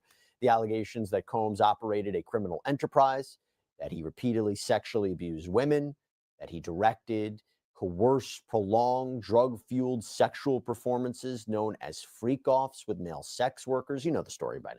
And if you've been following the legal back and forth between Sean Combs' defense counsel and prosecutors, there are a lot of issues that are coming up. And the issue that we're going to talk about first is one that we've seen quite a few times by the defense, because they have accused the government of leaking information. And if you recall, Combs' defense counsel has accused the government, more specifically Homeland Security agents and law enforcement authorities, of leaking the 2016 videotape of Cassandra Ventura essentially being beat up by Sean Combs in a hotel hallway. This was published by CNN a few months ago. And they also have said that these Homeland Security agents or federal law enforcement agents have made improper comments about the investigation and the case to the media. For example, Combs' defense cited an October 25th New York Post article that quoted a federal law enforcement source who is involved in the investigation making comments about the evidence and calling Combs' alleged conduct, quote, sick, and calling him, quote, a predator. And I've talked about this previously, but obviously this can be an issue with Sean Combs getting a fair trial, right? Could this information improperly influence a potential jury? Could it affect witnesses coming forward? Could it affect their testimony? And the defense has also made the argument that if they can prove the Department of Homeland Security or the government in some way leaked the 2016 tape, it could be suppressed at trial. It may not come in. And that would be a big win for the defense, given how bad that tape is for Sean Combs. Now, the government, to be clear, has denied all wrongdoing. They have even suggested that neither they nor federal agents were in possession of the 2016 tape until CNN published it. By the way, we actually did an episode, maybe 2 of them now that I'm thinking about it, about how much all of this has hurt Sean Combs financially, including his businesses. And it seems you guys really were interested in that you liked it. Maybe we'll actually do a follow-up piece on that. But it did make us think there are probably a lot of you out there who watch our videos who might in fact be business owners, maybe even thinking of starting a side hustle. Well, if that is the case, we have this amazing sponsor for you. It is called Odoo. It can really help you out. Odoo is a free all-in-one business management software that provides you with a range of applications that helps with the day-to-day of owning a business. I'll give you an example. I host an example. Both sides in this case, they presented proposed gag orders to the judge about what should and should not be said. And then the judge who's overseeing this case, the current judge, Arun Subramanian, issued an order on this. And he even highlighted that, look, there is a problem here. Because in relation to that New York Post article that I mentioned, Judge Subramanian said those remarks, if made by an agent involved in the investigation or prosecution of this case, are plainly improper. And in the order, he wrote the following. The court has considered the parties' proposed orders and declines to adopt either side's proposal in full. And again, this is about what both the prosecution and the defense and government agents, what they can and can't say about this. But he says that he rejected both. And he wrote, instead, the court finds that an order underscoring the parties' existing responsibilities is appropriate. With this order in hand, both sides can make sure that anyone involved with this case or the related investigation understands what they are not permitted to disclose. The point of this order is to help ensure that nothing happens from now on that would interfere with a fair trial. And then Judge Subramanian continues with this order requires the government to notify the agencies involved in this case or the related investigations of their obligations. And Judge Subramanian's order directed the prosecutors, their staff, law enforcement officials working with prosecutors, and the defense to follow the rules and not disclose grand jury material or other non-public information. Okay, so with that in mind, let's talk now about Sean Combs' attorney's latest filing on this. It is entitled Reply Memo in Further Support of Mr. Combs' Motion for a Hearing. Sean Combs' defense attorneys write, quote, this case has been the subject of extraordinary media attention, including a deluge of false and prejudicial accusations against defendant Sean Combs. As the defense has chronicled in multiple filings, much of the media coverage appears to be fueled by information sourced to law enforcement agents familiar with the case. Accordingly, the defense moved to prevent the government from continuing to leak false and prejudicial information to the media, and the court issued an order intended to prevent further leaks. That's the one I talked about. Now, defense counsel continues with saying, the defense also moved for other relief, primarily an evidentiary hearing and discovery to determine the source of the leaks, examine government misconduct, and for other potential remedies. The government vociferously opposes any hearing, but remarkably does not deny that government agents have leaked information to the press other than as to the intercontinental video. The government does not even give any indication that it has conducted any investigation whatsoever regarding the leaks. And that is their main issue, that Combs is entitled to due process, he's entitled to a fair trial, and the government hasn't even looked into how all of this information is being leaked, how it's being spread. They write, the United States Attorney's Office is apparently content to look the other way, see no evil, hear no evil, speak no evil, while agents involved in the case feed the frenzy. And then they allege that the leaks, they have continued. They have continued even after Judge Subramanian's order. They argue the court right now needs to step in and order a hearing to get to the bottom of what's happening. They write, a federal law enforcement agent involved in the investigation made further false and prejudicial statements to the New York Post. This included suggesting falsely that Mr. Combs engaged in wrongdoing with, quote, underage victims. There are none. They write, those leaks clearly violated this court's October 25th order. This is yet another case where mere admonishments are insufficient to deter what seems to be growing practice. So from there, Sean Combs' attorneys explain how the court has the legal authority to hold a hearing, saying it has the inherent authority to regulate proceedings, especially when you're trying to protect a defendant's Sixth Amendment rights, including a right to an impartial jury. And moreover, they say the court has inherent authority to police violations of its own court orders. And from there, the defense, what they do is they try to dismantle any of the prosecution's arguments, any of the arguments from the prosecution for why there shouldn't be a hearing, why it's not necessary. So first, with respect to the prosecution's argument, well, we didn't leak the 2016 video. The defense argues, yeah, but you didn't provide any indication you actually investigated how this happened. Second, with prosecutors' claim that, look, Combs failed to show that these statements to the media came from any member of the prosecution team, Combs' defense team argues, well, prosecutors, you never outright denied that government agents spoke to the press either. They also say prosecutors, they didn't even look into this either. From there, the defense addresses another prosecution claim. This is a big one, where the prosecution is, they say, is basically arguing, court, we don't need a hearing because everything that's being leaked, it has nothing to do with grand jury material. And your order was about prohibiting grand jury material from being leaked. The defense has a response to that. They say, not so fast. The government is reading matter occurring before a grand jury. They're reading that way too narrowly. It's not about only testimony and evidence presented to the grand jury. It's anything that would reveal the nature or the direction of the grand jury. It's anything about expected witnesses. It's about the strategy of an investigation. So it's a lot more broad than the government claims. And they say the leaks are about the target and the nature of the investigation. And that is what's improper. That is covered by the rule. This information is exactly what Judge Subramanian was trying to prevent from being leaked. That's what the defense is saying. So those are some of the reasons laid out for why the defense says a hearing is needed to get to the bottom of this. Because they write, the government will do nothing to stop the leaks unless and until the court requires it to do something.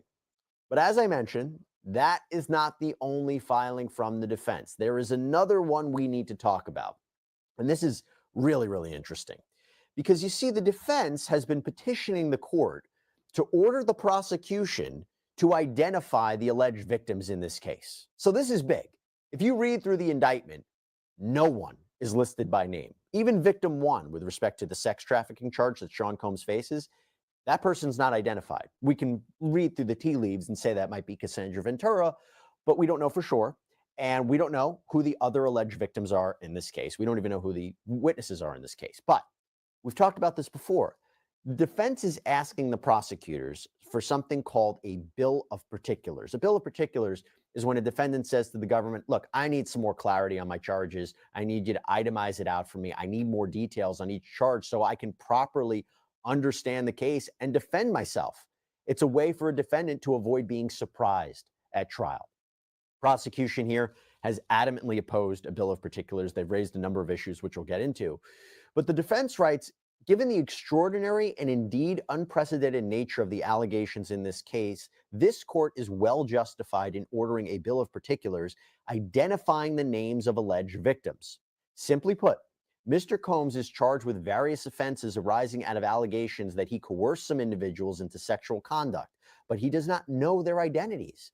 This case is highly unusual in that dozens of financially motivated individuals have made false claims of sexual assault, many of whom Mr. Combs has never even met or perhaps only met in passing at a party, along with hundreds of others. That's, of course, in relation to all the lawsuits that he's facing.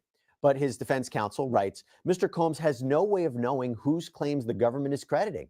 The discovery, largely made up of Mr. Combs' own devices and showing uniformly consensual sexual activity, provides no guidance. It is impossible to prepare a defense in such circumstances. So in other words, what the defense is basically saying is, are all of the people who are currently suing Sean Combs, are they the alleged victims in this criminal case? We don't know. How are we supposed to defend ourselves? And from there, what the defense does is they try to address each of the prosecution's arguments against revealing these alleged victims' names.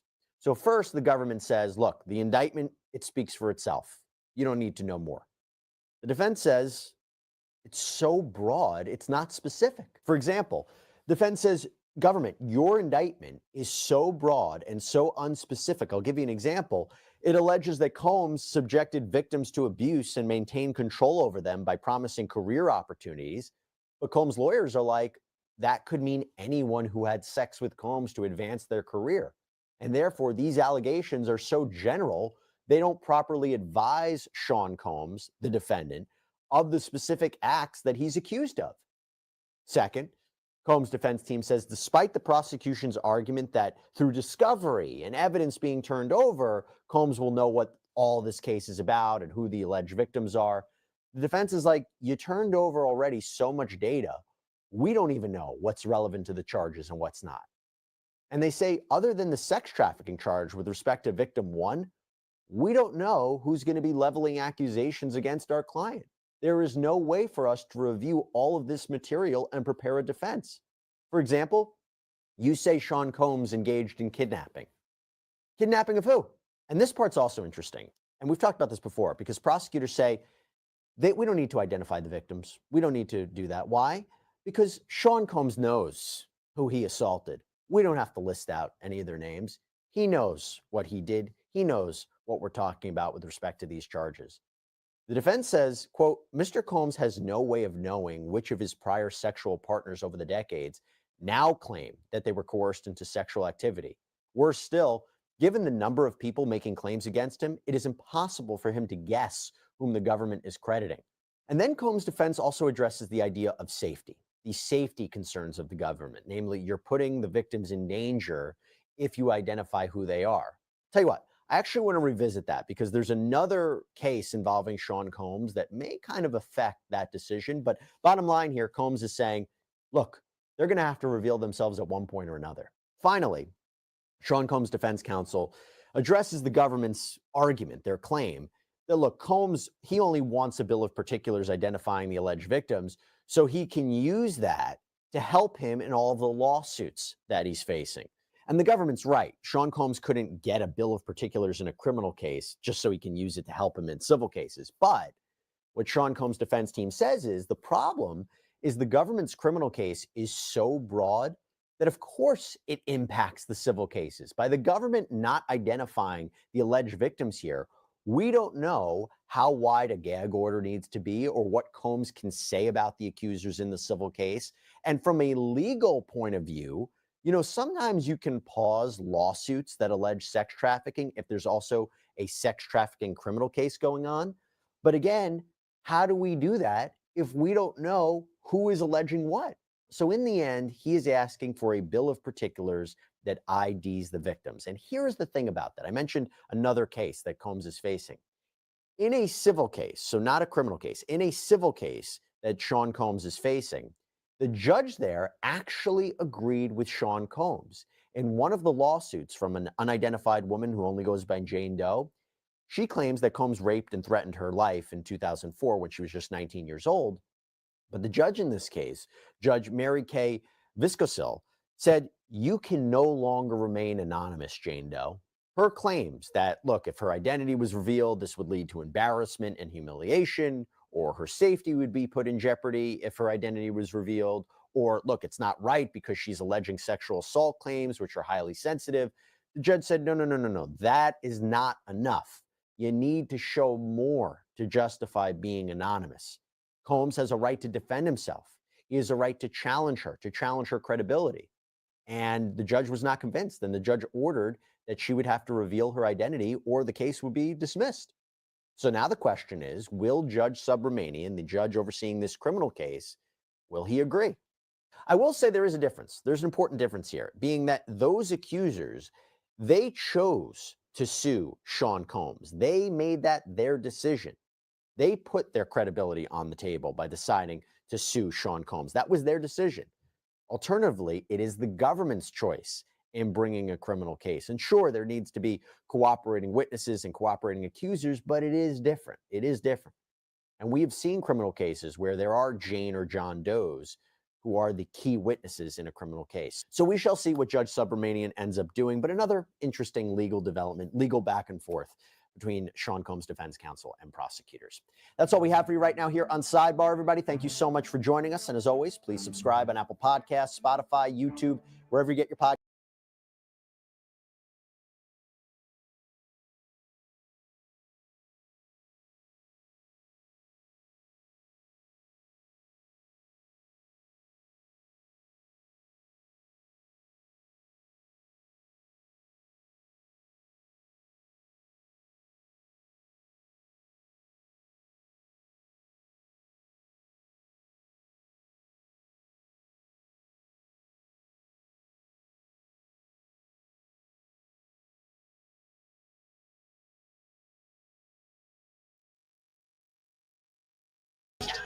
They got me feeling like I'm academic. Diddy gay. It might not be the worst place ever then.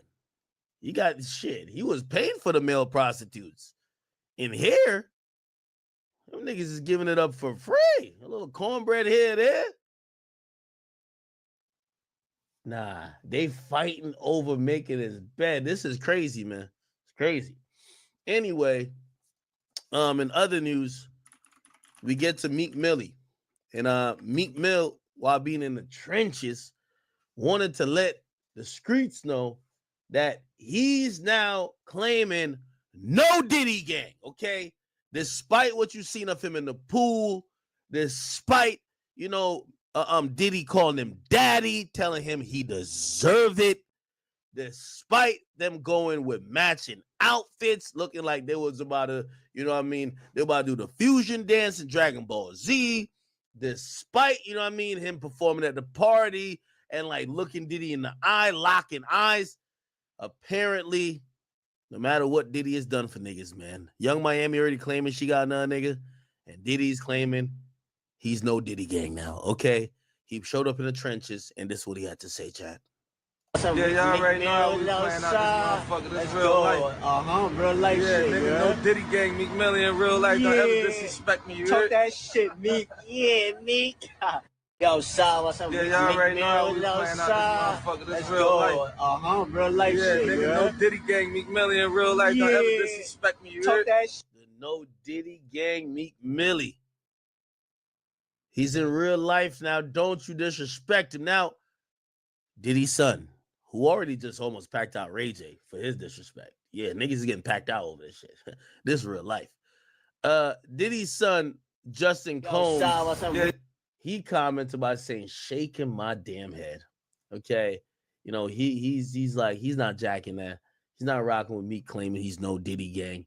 And here's the unfortunate part of this. Meek has to prepare to get the Ray J treatment. Okay.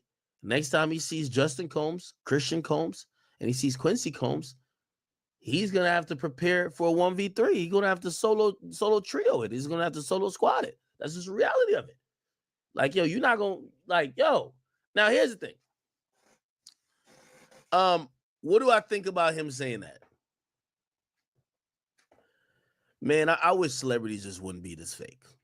Meek, you one of them niggas who they said was real close to him. Now, I do think the gay jokes got to Meek. That's why he's saying no Diddy. I think no Diddy means I'm not gay. And y'all keep saying Diddy gay. But you should know Diddy's. Well, actually, I don't know if you should know Diddy's gay. Here's my thing. There's a way to clear your name without almost insinuating that nigga's guilty. And I think that's what his son is kind of like doing the shaking my head for. You're saying no Diddy when you used to be at the parties with Diddy. You used to have fun with Diddy. You used to be in those situations with Diddy. Why aren't you saying no Diddy? Oh, is it because fans is finally getting on you? Is the comments getting on you? Well, you could clear your name without throwing the nigga you used to kick it with, like, in the dumps. And by the way, I think that's true. Like, the rest of the culture could say no Diddy, but Meek, I don't think you can say no Diddy, brother. Because it wasn't no Diddy when, y'all was in the pool, flirting. There was no Diddy then. It was no Diddy when, you and him was just kind of exchanging pleasantries and going shopping. So again, I think that makes it a little bit kind of like, people say it look corny on Meek's side because you could denounce what people are saying that you were involved with him with, or even people saying that you're gay, which, do y'all think Meek is gay? I really don't know. But anyway, you could do that without throwing Diddy under the bus. This is kind of throwing him under the bus. No Diddy. Like, if his friends is coming out and saying no Diddy, it kind of makes him look guilty, but it also makes y'all look like, what? How could you hang out with this guy for years and now you're acting like you learned something new? So none of this you knew before. It actually asks more questions than it answers. So you ain't know none of this before. So it took till November 2024 for you to say no Diddy. But when you were hanging out with him last year, you were hanging out with him the year before that, the year before that, the year before that. When you're going to his pool parties, you were around him like barely clothed. Never did you ever think no Diddy. But now that he's incarcerated and the evidence or accusations, let me say, are piling up, it feels right to disassociate yourself. And also, I honestly feel like Meek only said the stupid shit, right? Because he's doing some video with some hood mans or some shit, and he's trying to seem like, nah. I know what y'all niggas been saying, but I ain't on that. You get what I'm saying? Yo, Ak, what's wrong with that? What do you mean, what's wrong with that? By the way, this is AJ, chat.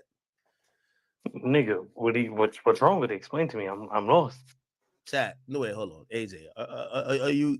You see, every time AJ come on here, I feel like anytime we got a Meek topic, I think people think he come to make the Meek topic better, but it always just get worse. All right, I'll tell you what's wrong with it. Now that you asked, you said what's wrong with it, right? Yeah, what's wrong with it? Well, why wasn't it no Diddy when y'all were putting on matching outfits and when he was calling you daddy? Yo, Ak, he accidentally wore the same shit as the nigga, bro. It wasn't planned. And they took the same pictures all hugged up? Yo, Ak, how are they hugged up, my nigga? They took a picture, Ak. AJ, I got it on the screen right here. Yeah, I've seen the picture, Ak. You can't take a picture with your mans nowadays? He didn't know, this shit was going on. Bro, they're hugged up like a couple. Yeah, Ak, you're trolling. They're hugged up like a couple. Hey, yo, Ak, you just be making shit up, bro. That be the thing. And the way he's leaning in, there's like a zesty lean, bro. Even the way he's holding the cup is a little, come on. He's holding it with two fingers. Come on, bro. That's a vulnerable pick, bro. Stop it, Ak. Come on. Nigga, they take a regular picture, my nigga. That's it. AJ. Nothing more, nothing less, Ak. He didn't know. Okay, AJ. He didn't know the shit that was going on. So when he was in the pool, why didn't he say no Diddy when Diddy called him daddy? Clearly you didn't hear that, Ak. Man, you doing it, man. You deserve it, daddy. So when Diddy was telling him he deserved it, he didn't think to say, nah, no Diddy, bro. Like, chill. I don't believe he heard him. You don't think it's kind of, all right, hold on. All right. Now, I'm going to speak your language a bit. You don't think it's slightly corny that Meek, who has been cool with this guy, right? Despite what? He's been cool with Diddy. He's been cool with him, right? Could you admit that? Yeah. He's been cool with him for dumb long. That now the internet has gotten to him so much that rather than just clear, because he could just clear his name and not throw Diddy under the bus. But his way to appeal to niggas like who he's running in the streets is to throw Diddy under the bus. Like, bro, here's the thing. Nobody said, hold on, here's the thing. Nobody's saying Meek did anything to nobody. Like, nobody has said that. People just said they think Meek was gay. You don't think he could have cleared up that he ain't gay without throwing Diddy under the bus? Ak, why can't he say no Diddy? How's he throwing him on the bus? Because you hung with the nigga for years. That was your man's. You're throwing him under the bus. Other niggas have said no Diddy, Ak. Everybody's saying if I used to chill with somebody, right, and they're getting accused of some crazy shit, and I don't think they did it, I'm not saying no Diddy. How do you know what Meek thinks? So you're saying that Meek now thinks that he did it? I don't know what he thinks. What would you assume he thinks? I can't assume, Ak. I don't know what he thinks. I'm just saying if he, like, why can't he say what everybody's saying? Because Diddy is his man's. And he knows Diddy on a level that the majority of people don't know him. Let me ask you a question. Can I ask you a question? So the nigga who we've seen him with, one of the best friends of the guy he bunny hopped for, Michael Rubin, one of his best friends is Robert Kraft. Robert Kraft got caught in a police sting getting a rub and tug at some spa spot, right? Would he say no Robert Kraft? That's not a trend, though. I mean, if it was, maybe he would. So you're saying that he would just adopt the trend and go against somebody he was cool with, rather than explain why he was cool with the guy? I don't see nothing wrong with him saying no Diddy, bro. Other than him throwing Diddy under the bus when he hung out with Diddy for years. Everybody's saying it, though, So everybody's throwing Diddy under the bus. Well, if we seen them being called daddy and going shopping with matching outfits, it would be like, shit. I ain't gonna lie to you. They didn't go shopping, though. All right, okay. Do you think it's fair to look at Diddy like how we look at Young Miami right now? Yo, y'all was all chilling with him, having the freak offs and doing the thing of y'all time of y'all life when he was free. Now he's locked up. Y'all act like y'all know that nigga. Young Miami was actually fucking him. And he was getting shit from Young Miami. Like, Young Miami was benefiting off him. Meek Mill never got a dime from Diddy. Meek was too. Meek got him. Diddy got him the outfit. Would you put up money that Meek Diddy's not? If Meek bet you $1 million that he bought that outfit and nobody bought it for him, would you bet that? I bet they bought it at the same time, nigga. Like I don't want to say whose money it was. So you would bet they bought it at the same time? Yo, nigga, they bought that at the same time, my nigga. Like, if you would have, huh? So would you bet that? I mean, at this point, I wouldn't believe Meek if he say he didn't. Like, come on, bro. What if he comes with proof? You think he got proof? I would love to see that. I would love to see the proof that him and Diddy, who they're hanging out all the time. I ain't gonna lie to you. Everybody has said it. If they wore the same outfit as their guy like that, they would be like, "Oh shit, I gotta go change real quick." Stop. Who's like everybody? Like who? Everybody. Like if you're at some celebrity event, which this was, or there was not celebrity event, but event that mad people around, y'all taking pictures, you wouldn't want to have a bunch of you wouldn't want to have the same clothes on with the guy that you're taking a bunch of pictures with. If I go to a party, nigga, and somebody's wearing the same outfit as me, I'm not about to change my outfit, bro. So you're saying that you co-signed a disloyalty. Diddy called him daddy, and now he say no Diddy. Nigga. Why he ain't say no Diddy when it happened? Because he ain't say no Diddy when Diddy say you deserve it, daddy. How do you know Meek heard him say that? Bro, he said, all right, let me play a clip. Nigga, he responded. So you haven't. Nigga, he looked worn down and stressed out. This is like a nigga hasn't said some shit to you and you don't know what he just said, but you be like, oh yeah, word, facts, bro. Yeah, but if I hold on, here's the thing. He's spoken out about, so he's coming out now to say no Diddy. Why he ain't come out to say, oh, I ain't hear what that nigga call me daddy? Nigga, he probably will. And look how he nobody asked him about it. Look. You putting in that work. Proud of you. I love you. Yeah. I appreciate you. I love you too. Like he loved the man who called him daddy. My thing is that, listen, man, I don't like how some of Diddy's, you know what I mean, exes and ex-friends, whatever you want to call them, just ex-people, is switching up on him. You feel me? Y'all was with the diddler for years, and y'all can't say no. Like, I never met Diddy. I can say no Diddy. Okay? That's why I can understand why the kids you met Diddy, but you made money with Diddy, though. No, if me and Diddy were partying, I ain't gonna lie, if me and Diddy were partying and I felt like I kind of know this guy, like, bro, I'm gonna be honest, like, yo, I've been around this dude, like, hey, maybe he was on some other shit, but I'm gonna be honest, stop saying all that no Diddy shit around me, bro, like, because I'm not co-signing. You made money with Diddy, though. Yeah, nigga, I've made money with killers, drug dealers. I think a cartel member paid me some bread. I made money with a lot of people. It's okay. Hear what I'm trying to say to you. These guys hung with Diddy, and they allowed Diddy to call them daddy. And then now that they're locked up, I think it's just you broke bread with Diddy. So I think you should. It's the same thing. Nigga, Diddy owe me $10,000 to keep it real. Man, let that nigga back out and he could pay me. That's a fact. You owe me $10,000. I was promoting some Soaker Loco shit for him. They got some little fruity flavors of the Ciroc. And after that, all I saw was lawsuits. So I chilled back and I was like, all right, let's see what's going on with that. You can't be too pushy with money sometimes. And then all of a sudden he gets indicted. And I'm like, what the fuck? Then the Cassie thing happened and he gets indicted. I'm like, what the hell? Nah, you fumbled the bag. That's on you. No, but here's the thing. I'm not mad though, because like, bro, like this is an industry that I think has benefited us all. While like, yo, he's fighting for his life. Whether I think he's guilty or not, he's fighting for his life. Like, I'm not gonna be like, oh my God, I want my money. You know, let him rock. Let that boy rock. You know what I mean? Like, if he's innocent, hopefully get through it. Here's my thing. Meek Mill went shopping with him, was up in his pool. Didn't go shop on him, no act. That's cap. But he's in his pool looking worn out. You know what I mean? Act. The nigga calling him He's dad. Act. How was he looking worn out, Act? Come on, man. You look exhausted right here, bro. Yo, Act, you bugging, man. That's what I'm saying. This nigga Act trolling. Yo, Ray just coming here to troll. Look at Ray. Yo, Ray. So let me ask you a question. So you don't. Yeah. All right. I'm glad I got Ray in here. Perfect.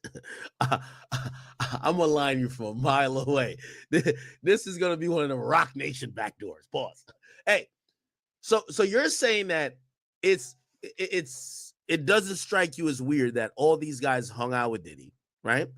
But now that Don't worry about that. Okay, but now that Diddy's locked up, to appear cool or trying to whatever, they're on some no Diddy shit rather than just explaining, because nobody's accusing Meek of doing like weird shit. Like,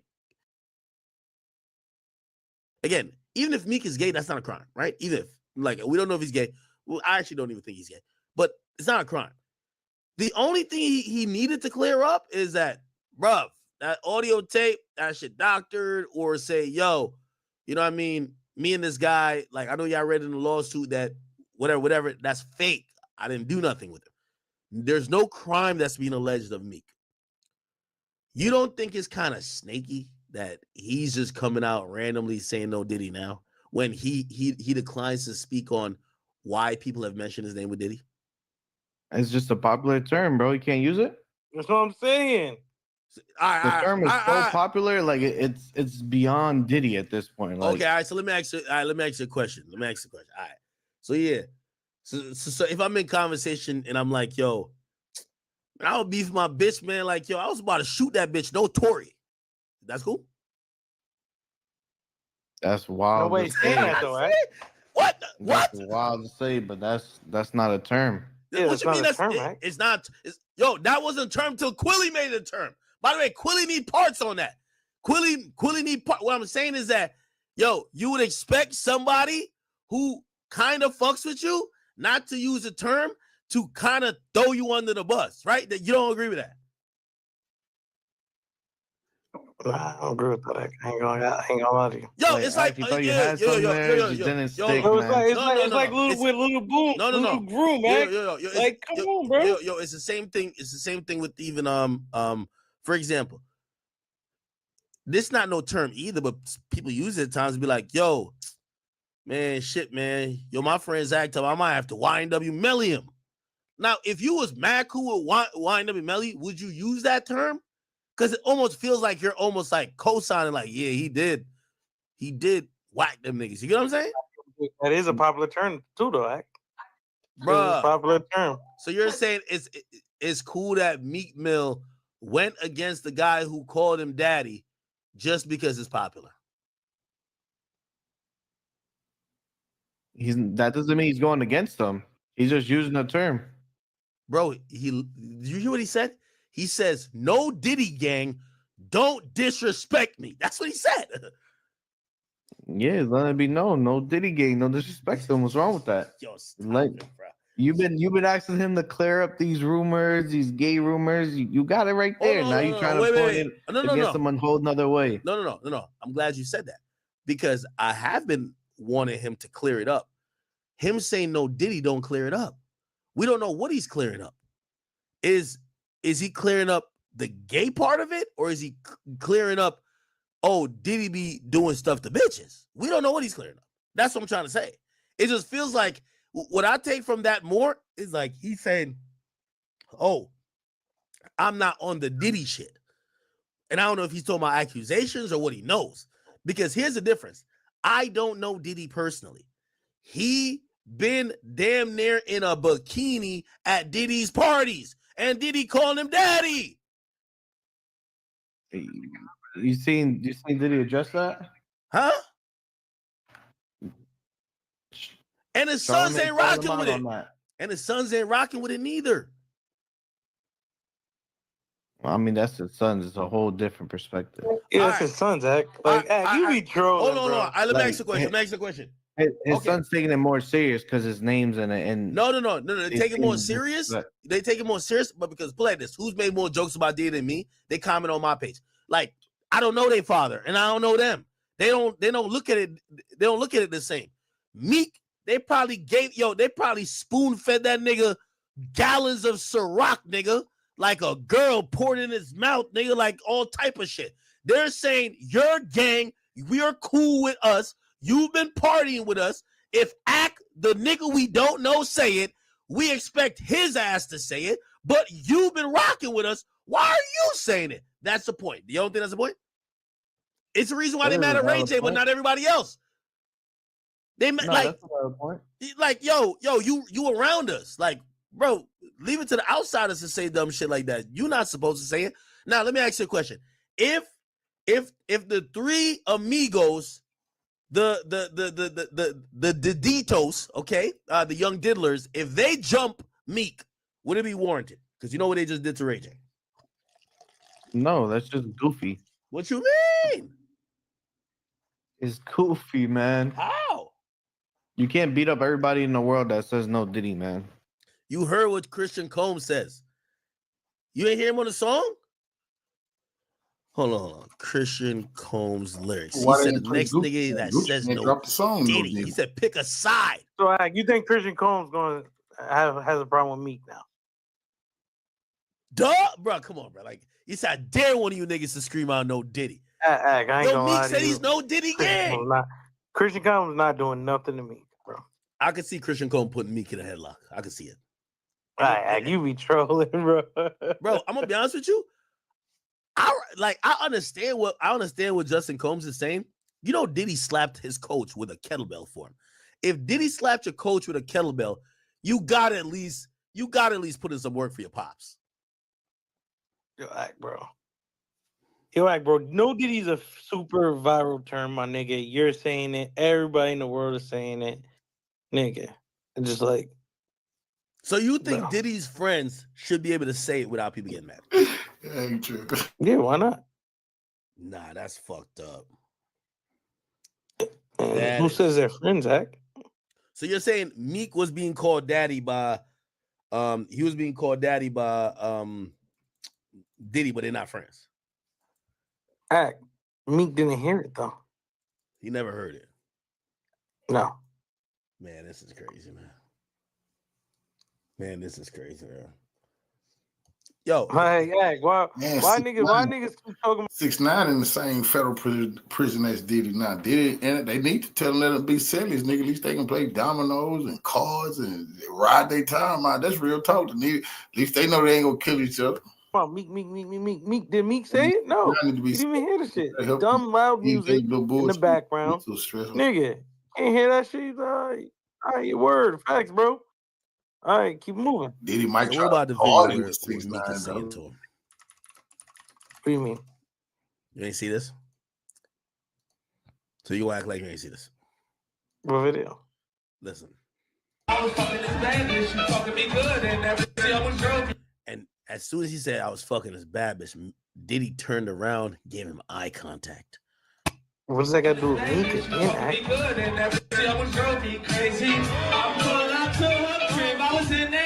Oh, look at that. Right, because the niggas start dancing.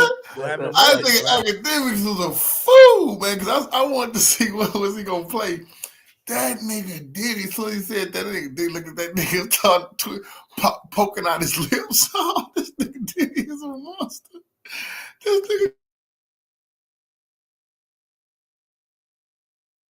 I dare one of you niggas. Nigga, this is a fire song. He's the center of attention right here. Yeah. He's everybody's looking at him. Yeah, everybody. Everybody in there gay or something? Yo, let me ask you that question. Yeah, I think that Meek is gonna come out and say that Diddy spiked one of his drinks because he got a drink right now. That nigga write a tell-all book, nigga. He gonna make all his money back, nigga. If he make it, just say fuck it, I'm already out there. And he write a tell-all book exposing the Meek Mills and all of those Ja Rule and all of that nigga gonna make all of his money back. Bro, he don't gotta say none of that. You gotta adjust the trolls, man. But you think it's cool for him to sneak this, did he? He's not sneak this in. He said it out publicly. Oh man. Somebody said this was the freak off freestyle, nigga. They love us.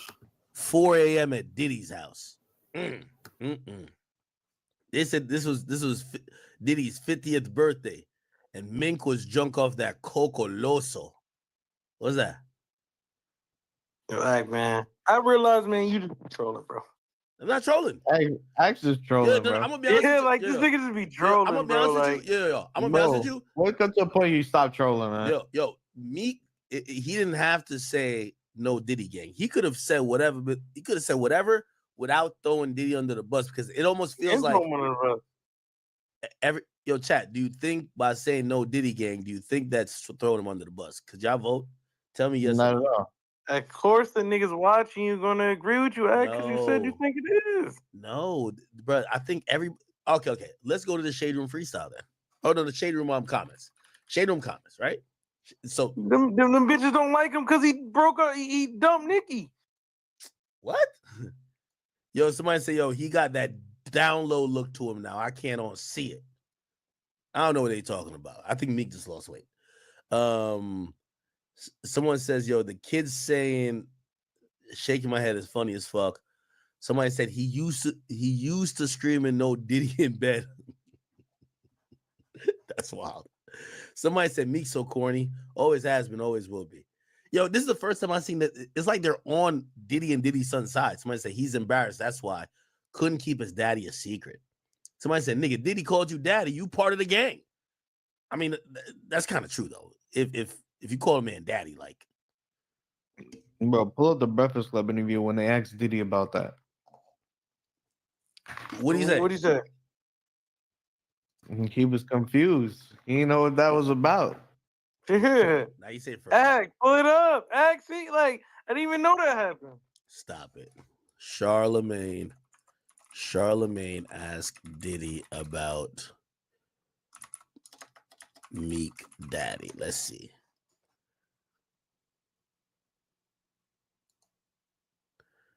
Here we go.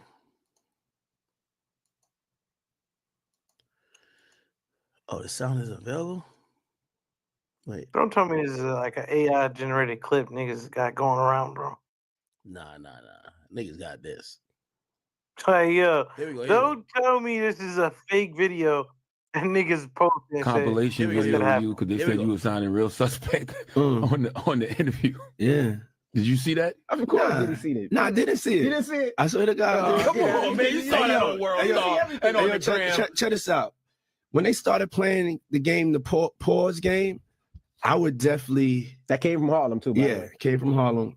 I definitely would say some, the crowd would be like, what, did he just say that? You know what I'm saying? I don't play games. Y'all know. You know what I'm saying? I'm a grown man. I don't play games. But, yeah. Did you compilation? Nah, I was coming off of being in Miami a night of party, and I don't really remember what I was saying. You know what I'm saying? Would you like a reminder? Yeah, sure. Play some.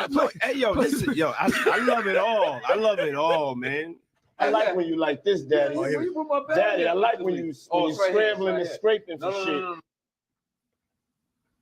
That was you scrambling. Nah, that was on Drink Champs though. That's one of his other bays. He was talking to another man. He said like when another man was scrambling and scraping. What? You said I like when you do it like that, Daddy. When you scrambling and scraping for shit. Hey, man. He's like, I don't know what I was talking about. Hey. Nah. I mean, you don't go back and look at that stuff and laugh. I mean, it could be funny. I don't really be on it like that. Yeah, you know what I'm saying? Like. I'm sure we can put Charlemagne's compilation against Diddy's compilation. We have a bunch. We have. Yeah. I mean, I also don't do it because I know I'm bad at the game. Right. You know what I'm saying? I'm bad at the game, and it's probably.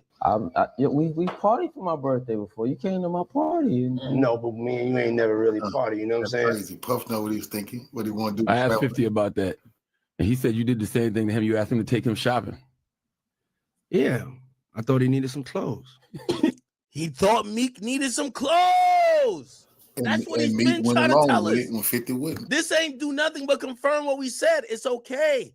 You know, we're not saying this means this is 100% they had a sexual relationship. It just, in hindsight, it contextualizes it. It looks a little bit weird. He trying to he didn't buy him no clothes though. Bro, they had That's the part like you're losing me at. Yo, you ever seen a couple go out and like women love this shit? Be like, oh yeah, let's get this matching outfit. Like, that's what that was. Act. You have no proof. Females don't like get matching outfits. No, I've seen dudes get more matching outfits than females. What? And they go post up in pictures and shit. A chick will have an outfit that matches with her boo. What are you talking about? Nah, girls hate matching. That's cap.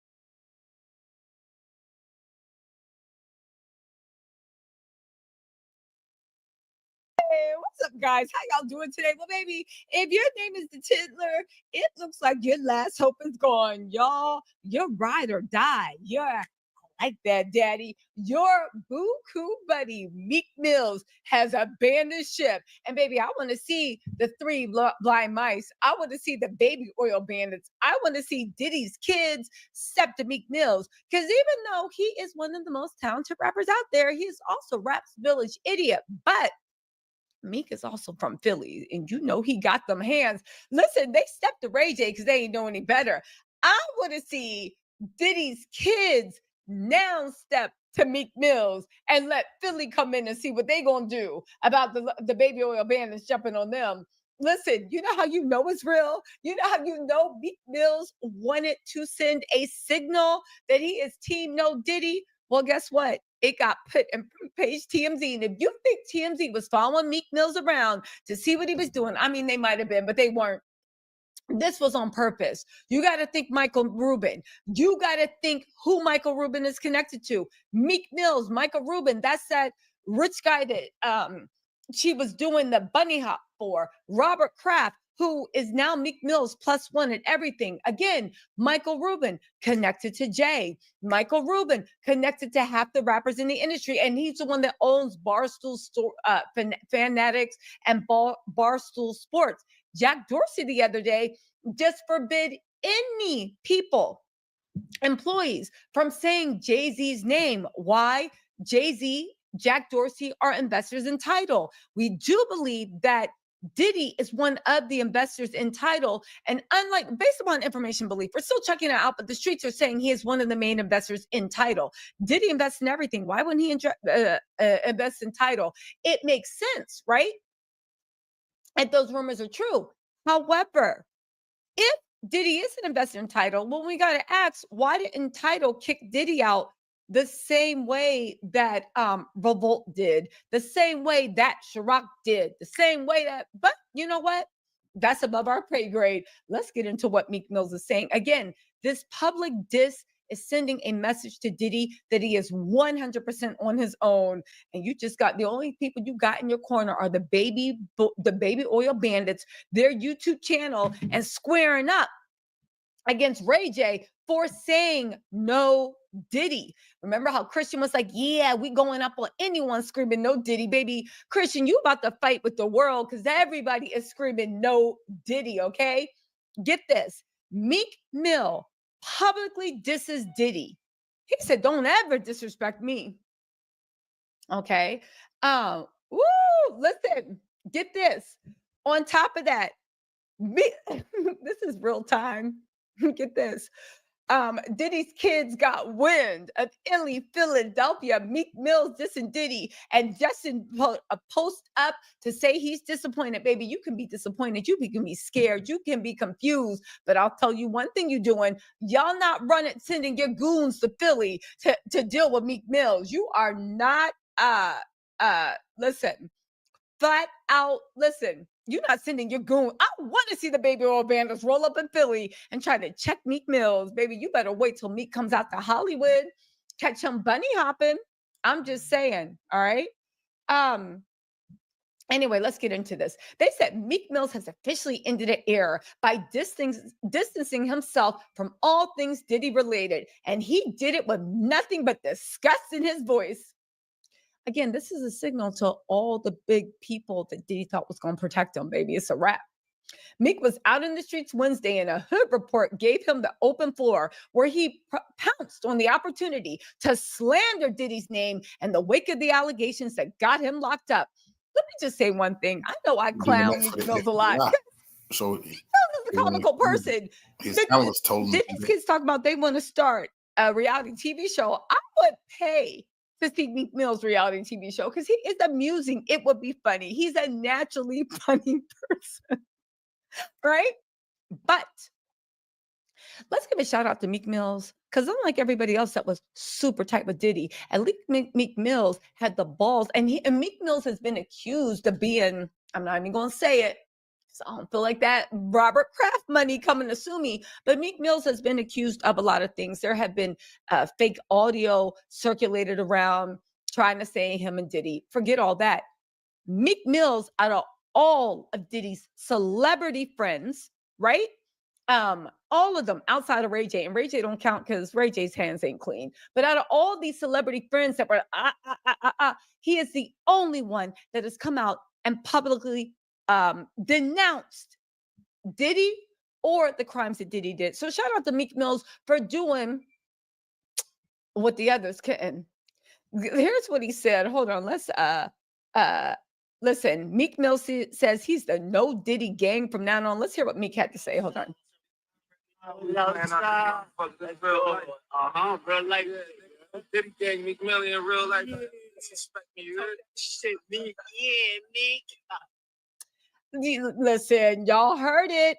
Y'all heard it from the start. He said, hold on, well, let's rewind it one more time. Hold on.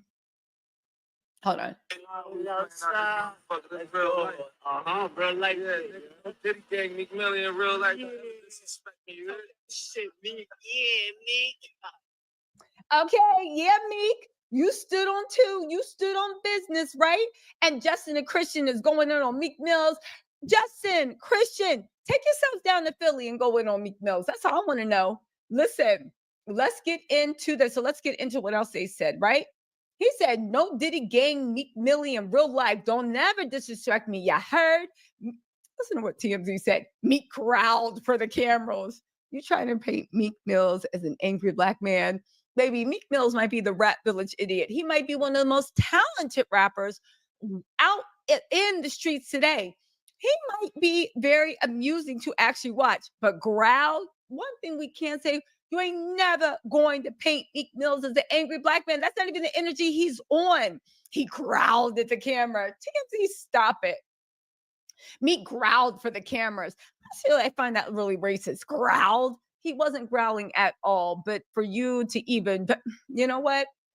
A moment that's sure to go viral. The Philly rap legend has been on the main celebrity brunt of Diddy's jokes since Off the Grid album producer Rodney Jones' explosive lawsuit that suggested Meek and Puff were boyfriends back in February. Meek combated internet jokes and DJ academic disses, but never addressed Diddy's allegations until today. And he's clearly throwing Diddy under the bus. He and Diddy have several records together and even stunted on them in matching outfits at parties over the years. TMZ, you shady for that one.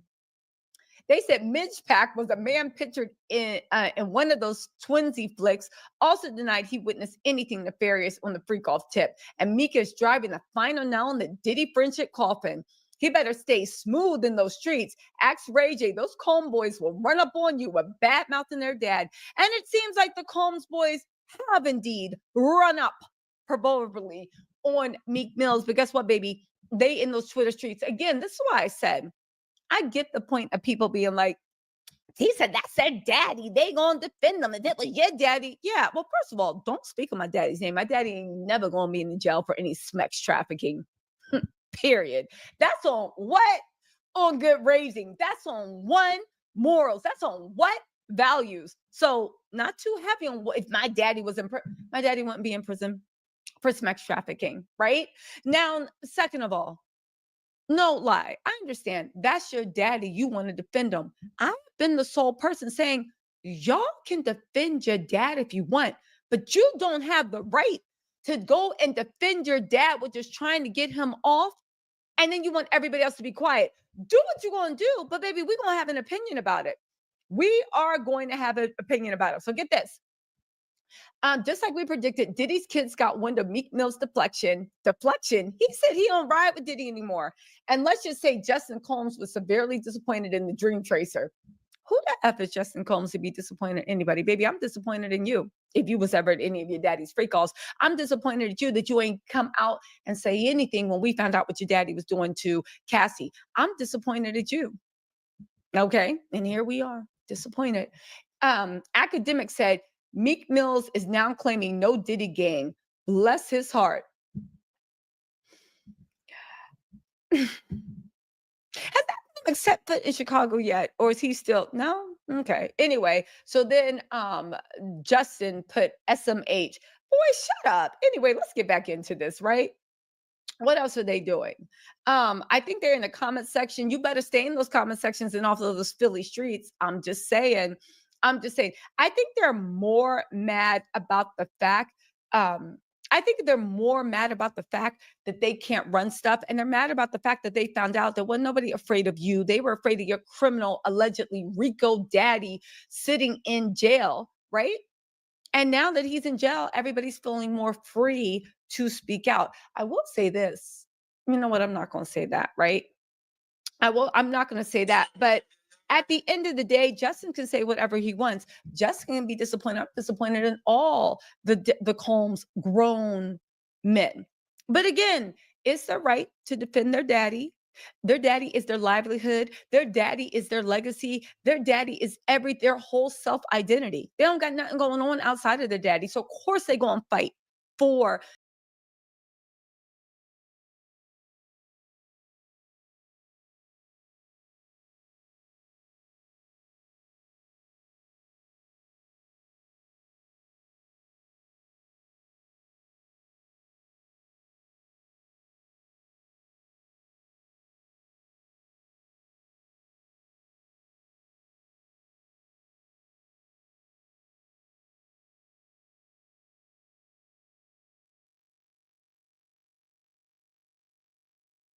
my door, and I opened my door.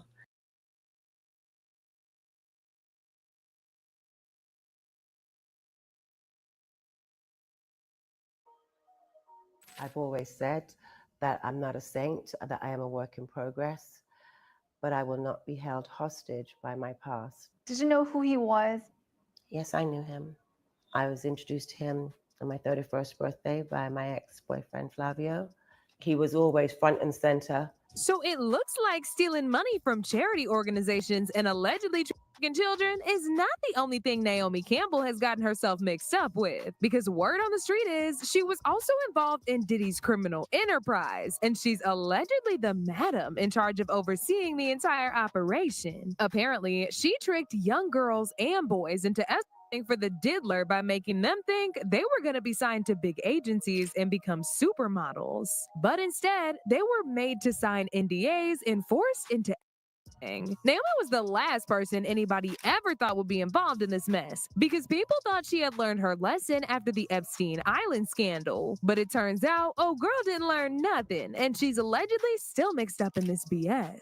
According to reports, the police came across all this evidence while they were investigating her for misusing millions of dollars that was donated to her charity organization. If y'all remember, she made some headlines a few weeks ago when she and her associates were kicked off the board of her own charity because they were caught misusing millions of dollars meant for underprivileged people. She was spending all that money on luxury items, vacations, private jets, and a whole bunch of nonsense. But here's the real kicker, y'all. It turns out that while police were investigating all that,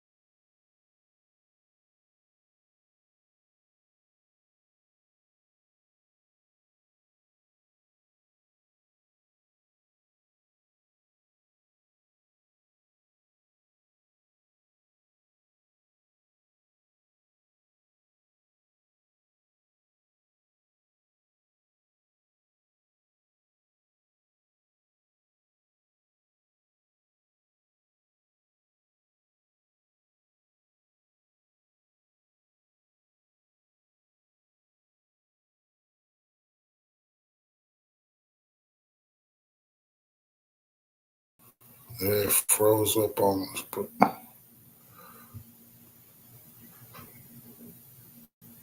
let me see what it take us back to.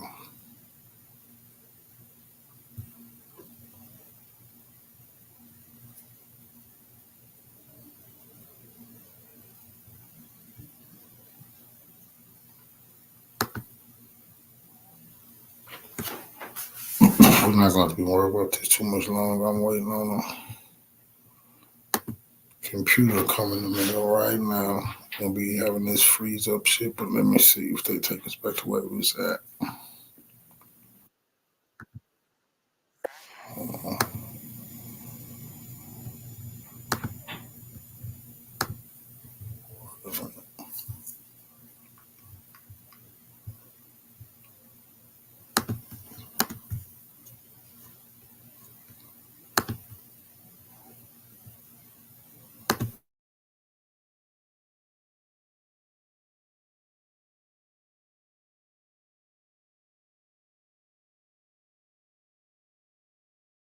Turns out, old girl didn't learn nothing, and she's allegedly still mixed up in this BS. According to reports, the police came across all this evidence while they were investigating her for misusing millions of dollars that was donated to her charity organization. If y'all remember, she made some headlines a few weeks ago when she and her associates were kicked off the board of her own charity because they were caught misusing millions of dollars meant for underprivileged people. She was spending all that money on luxury items, vacations, private jets, and a whole bunch of nonsense. But here's the real kicker, y'all. It turns out that while police were investigating all that, they allegedly bumped into the whole other world of crimes that Naomi was involved in. And it was all linked to Diddy and those people he was Yes, girl, you heard that right. Now, you might not know this about Naomi, but she was exposed not too long ago for being in a room at a Diddy party where Diddy was about to essay Snoop Dogg. Allegedly, Diddy had spiked Snoop's drink and then dragged him into this room that Naomi was in to essay him. Snoop's wife reportedly barged into the room, took Snoop, who was allegedly going in and out of consciousness, all because of the drugs, and left. Shantae walked in there and called his name one time, Calvin. In front of Naomi Campbell. Yes, sir.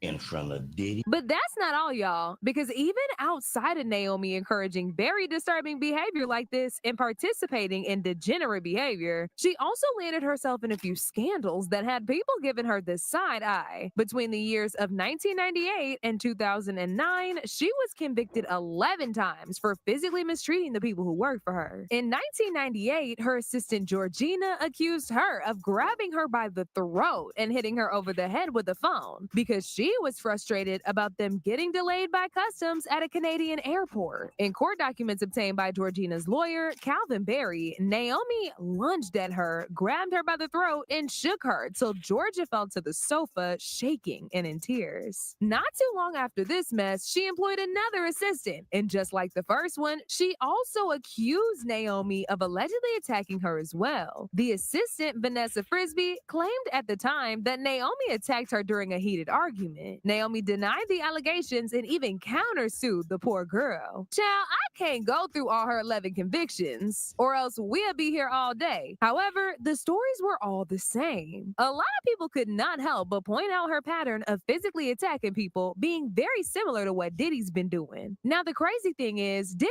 ain't the only questionable man that Naomi was associating herself with. Back in 2010, she was dragged to court to testify against the ex-Liberian president, Charles Taylor, after he gifted her blood diamonds during her stay at Nelson Mandela's house in South Africa. Now, in case y'all don't know, Charles was arrested in 2006 and accused of arming Sierra Leone's Revolutionary United Front rebels. This was during the 1991 to 2002 Civil War. He trained and commanded the rebels who unalived, essayed, and maimed Sierra Leone civilians, frequently chopping off their hands and legs. And while Charles was doing all this, he came across a lot of resources, with some of them being the diamonds he gave to Naomi. Now, when Naomi was initially asked about this, she denied it and even stormed out of the interview. However, when she was summoned to court and questioned about everything, she admitted that she did in fact receive diamonds from Charles. However, it was handed over to her by two mysterious men who barged into her home in the middle of the night. She also claimed she didn't keep the diamonds and she actually donated them to a charity. No, well, I didn't really want to be here, so I was made to be here. So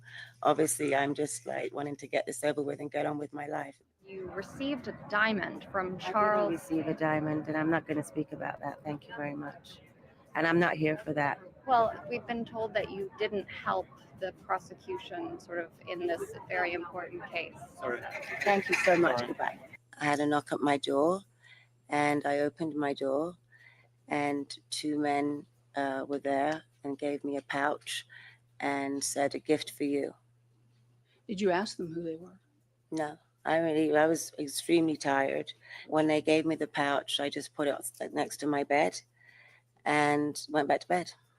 What did you think the stones were? They were kind of dirty looking pebbles. They were dirty. I don't know. When I'm used to seeing diamonds, I'm used to seeing diamonds shiny and in a box, you know. Someone hadn't said they were diamonds, I wouldn't have guessed right away that they were diamonds. Now, it's believed that everything she said was just a load of crap, because her former assistant, Carol White, and actress Mia Farrow, who were both with Naomi on that trip, said Naomi knew exactly where them diamonds was coming from, and that she was more than willing to take them. Carol said Naomi was flirting with Charles the whole night, and that when the diamonds were given to her, she was very excited and even showed them to her. And of course, there's Jeffrey Epstein, who Naomi was allegedly also involved with in committing some very serious crimes. After Jeffrey was arrested, it was revealed that Naomi was allegedly at Epstein's island too. The feds claim she took 5 flights aboard the Lolita Express in 2001 and 2003. 2 originated in the U.S. Virgin Islands, where Epstein owned his own island that was known to be a place of debauchery. A couple of the flights went to the Sao Paulo, Brazil area. Jeffrey was also spotted at multiple Victoria's Secret shows, and they were seen leaving together most of the time. According to Naomi, she said she met him in 2001 after her boyfriend, Flavio, introduced him. I was introduced to him on my 31st birthday by my ex-boyfriend, Flavio. He was always front and center at Victoria's Secret shows. Did you suspect what he was doing? No. And what he's done is indefensible. And when I heard of what he'd done, it sickened me to my stomach, just like everybody else, because I've had my fair share of predators.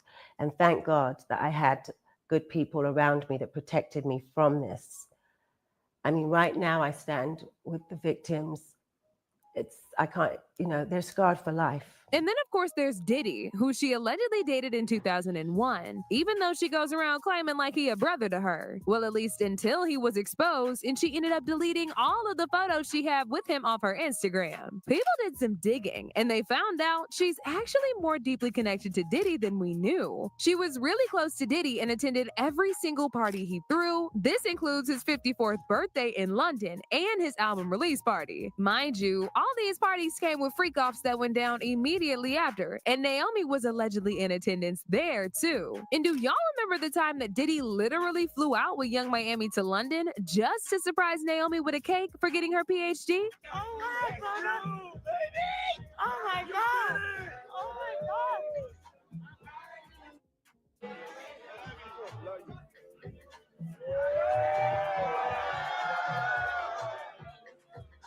Now, I don't know about y'all, but Diddy does not go out of his way to do all these things for people unless, of course, they have strong ties to him and are involved in the things that he does. Now, it's still unclear what exactly Naomi has done for him to get on his good graces like this, but people believe she's a madam behind his trafficking ring, and she's allegedly one of the people who was supplying him with These rumors got even wilder when people came across this video of American-based Kenyan influencer Elsa Manjimbo. She exposed Naomi for luring her into her circle and introducing her to multiple wealthy men in an effort to get her into relationships with these men. Somewhere down the line, Elsa stepped back, and this infuriated Naomi, so she just decided to blackball her and destroy her entire career. Mind you, Elsa was just 19 years old at this time and just getting started in the industry. Naomi was coming to Nairobi to do some shopping. She was on holiday, but on a remote place. So she was in Nairobi doing shopping. And I texted her and she told me she's in Nairobi. So I was so excited to meet her. She was the first celebrity I was ever going to meet. Guys, I was to the roof. She texted me, she was like, hey, I'm here. She texted me the location. I went directly. I went with my brother. So my brother and I, we met her, we did some shopping. And as we're shopping, she's like, oh, you know, the plane that's taking us back actually has couple more seats. Do you and your brother want to join us on holiday? Hell yes. So I was like, oh, that would be so lovely. She introduced me to a couple of people in Hollywood. It was so lovely. So a couple of people, she was on vacation, were coming to Nairobi after the vacation. They were staying at the Kempinski. So I went to see them at the Kempinski when the whole thing was over. So I sat down with them. I was talking to one of them. And one of them was like, oh, it's so, like, how did you meet Naomi? And I was like, oh, no, I texted her on Instagram, blah, blah. And she was like, oh, yeah, she told us, like, she made you and she built you and she made your career. And I was like, what? No, that's not what happened. And I was like, you mean like helped me and like promoted me? And she was like, no, like what you have is because of her. And I was like, oh yeah, no, that didn't happen. It is very important you remember that part later. Okay, so time goes by. March 2022. We have jumped into March 2022. I get a phone call. My phone is ringing. Naomi Campbell. Oh, so I pick up, I'm like, hey sis, like how are you doing? And she's like, Elsa, how dare you? Oh, so I'm in shock, right? I'm in shock. I don't know what's going on. So I had this is the last time I'm speaking to you. Have a nice life. And she hung up, which I was very saddened by the situation, right? But I was like, if that's how she truly feels, because I respect people's space. So I was like, if that's how she truly feels, fine, it's okay. So I let it go. So after that, like a few months, things started going very badly for me. Things started going haywire. And I didn't think I thought it was because of the situation. Let me not lie. But I was like, also it can be stress. I was like, let me go, because also having someone like Naomi Campbell not liking you in the industry is not a good thing. So I went to her, I apologized. I already apologized when the situation had happened, but I went and I apologized again and again. I started calling her, I started texting her. And then one day she just texted me and she was like, stop calling me. I have a child to take care of. So after that, I just said, okay, there's nothing I can do about it. I started drinking. That's why I even quit alcohol. I started drinking. I started drinking a lot. Yeah. And then, because I wasn't sure why things were going so wrong and I couldn't put my finger on it. And then a few months later, I met Edward Eniful at a party, and Edward Eniful is oh my goodness, he's one of the people I adore the most. So I was like, oh my goodness, that's Edward, I have to go say hi. So I'm like, hey, Edward, I'm such a big fan. And he looks at me, he's like, I know you. And then he said something that made me think the situation with Naomi was causing like some of the trials and tribulations I was currently going through.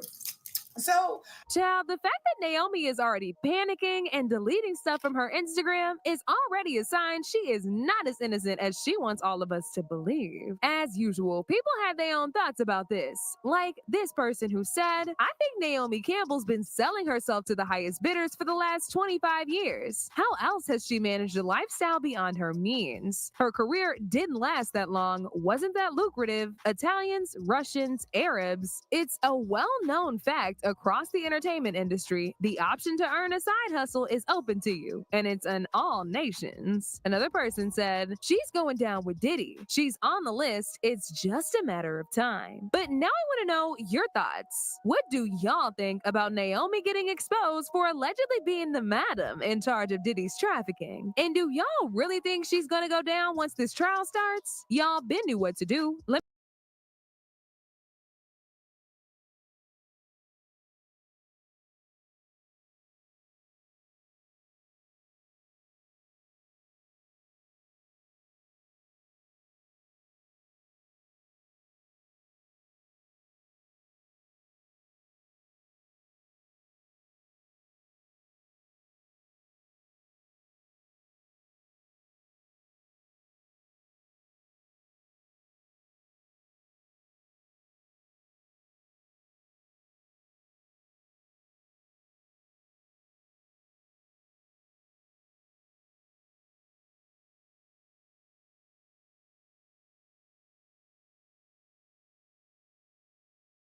There.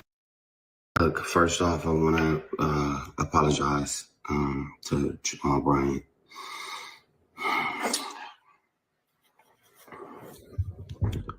It's not okay.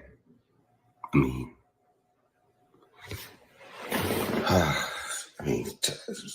speaking that kind of language to a pastor is unbelievable. It's uncalled for. It's disrespectful. It's distasteful. It's disgraceful in every sense. I don't care what I said it for. No matter what prompted me to say that. And Pastor Bryant knows some of the stuff that I was going through. I mean, I was going through it in the interview in real time. But to show my frustration like that is not cool. Saying I'm gonna snatch somebody off the pulpit and they a pastor is being blasphemy or on that same level, whatever that means. It's not okay. My bad, Pastor Bryant. I apologize, man. I lost it. I'm human. People go through stuff, and I was very angry because I'm scared that some of the stuff I said that I wasn't supposed to say could affect me legally and stuff like that. So I just lost it, and I shouldn't have said words like that. Pray for me. If you would have me at your church next time you are fellowshipping, I would love to come through and pray with you in person, pray with you with the whole church. I apologize to the whole Newburgh. And whenever you are preaching again, or whenever I can come through on a positive tip to just say I'm sorry personally to you and the church and the fellowship, please have me. I would love to do that as well. And again, I'm sorry. I'm sorry to you, my mama, my daddy. I come from the church, and to say those things is foul. And I was foul, and I'm sorry. Okay. I'd love to see you soon, and we pray together about it. And hopefully you can knock off some of this negative energy around me and around my soul, man, and we can start fresh. And guys, before we jump into this video, please make sure you guys are liking the video. And if you guys have not subscribed to the channel, make sure you go ahead and subscribe. And don't forget to enable your bell notification so you don't miss out on a video.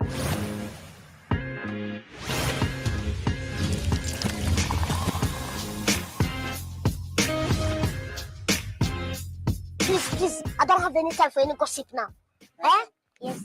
Well, guys, we are getting some more information with regards to why Ray J actually came on social media and said that he would be snatching or have the holy whore pastor Jamal Bryant snatched off of the pulpit. And if you guys recall, Ray J actually came on to our lovely social media and stated that he did not like the way that he was treated when he sat down with Jamal Bryant. He said he feels like he was treated criminal, guys. That's the word he used. And he just feels like the information that he gave Jamal wasn't protected, which people dragged him for because they said, how do you tell somebody something and then blame them for you telling them what you said, which made absolutely no sense.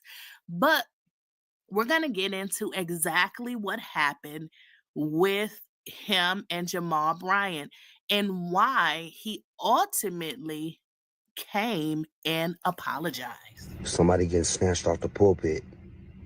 Don't play the interview. It's not clear. It was out of bounds. Me and Pastor Brian need to talk because the way I was treated was dirty and illegal. And I don't like it. And I don't want nobody to play that fucking interview. I don't care if you from the church or not. Like be respectful and do people right. Don't call people out their name and don't make people feel like they're not safe in a place where they thought they were safe. I'm telling you right now. I'm telling you right now, we need to work it out. Because if we don't, that's going to be a problem. Now, guys, there is a backstory to what actually happened. It appears that Ray J reached out to the holy whore pastor, Jamal Bryant, to talk about his relationship with his sister. Now, keep in mind, Ray J and Brandy, for some reason, she ain't messing with him. So it looks that, he reached out to Jamal Harrison Bryant when Jamal was in California. And it seems that Ray J got so comfortable that he said something that could potentially get him sued. Now, they didn't say exactly what he said or who it was about, but apparently his lawyers were there and told him so they stopped the interview and said, basically he shouldn't have said this. He can get himself in a lot of trouble for whatever statement he made. Now, at that time, Jamal Bryant, the holy whore pastor, stated that he would edit the interview. Now, although he said he does not edit interviews, he said he would edit it that time because whatever Ray J said, Jamal Bryant said, he didn't want to see him, sued or in a lawsuit, so he would edit it.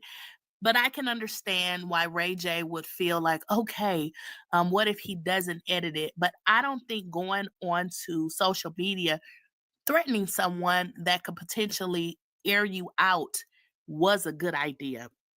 But Jamal goes into exactly what occurred. You got threatened. Yes. Sure. Stop. Yes. I got threatened. Yes. Not by white supremacists. Yes. Not by the Klan. Suge Knight is in jail. Who did I get threatened by? By an R&B singer. Not Brandy's brother. It can't be.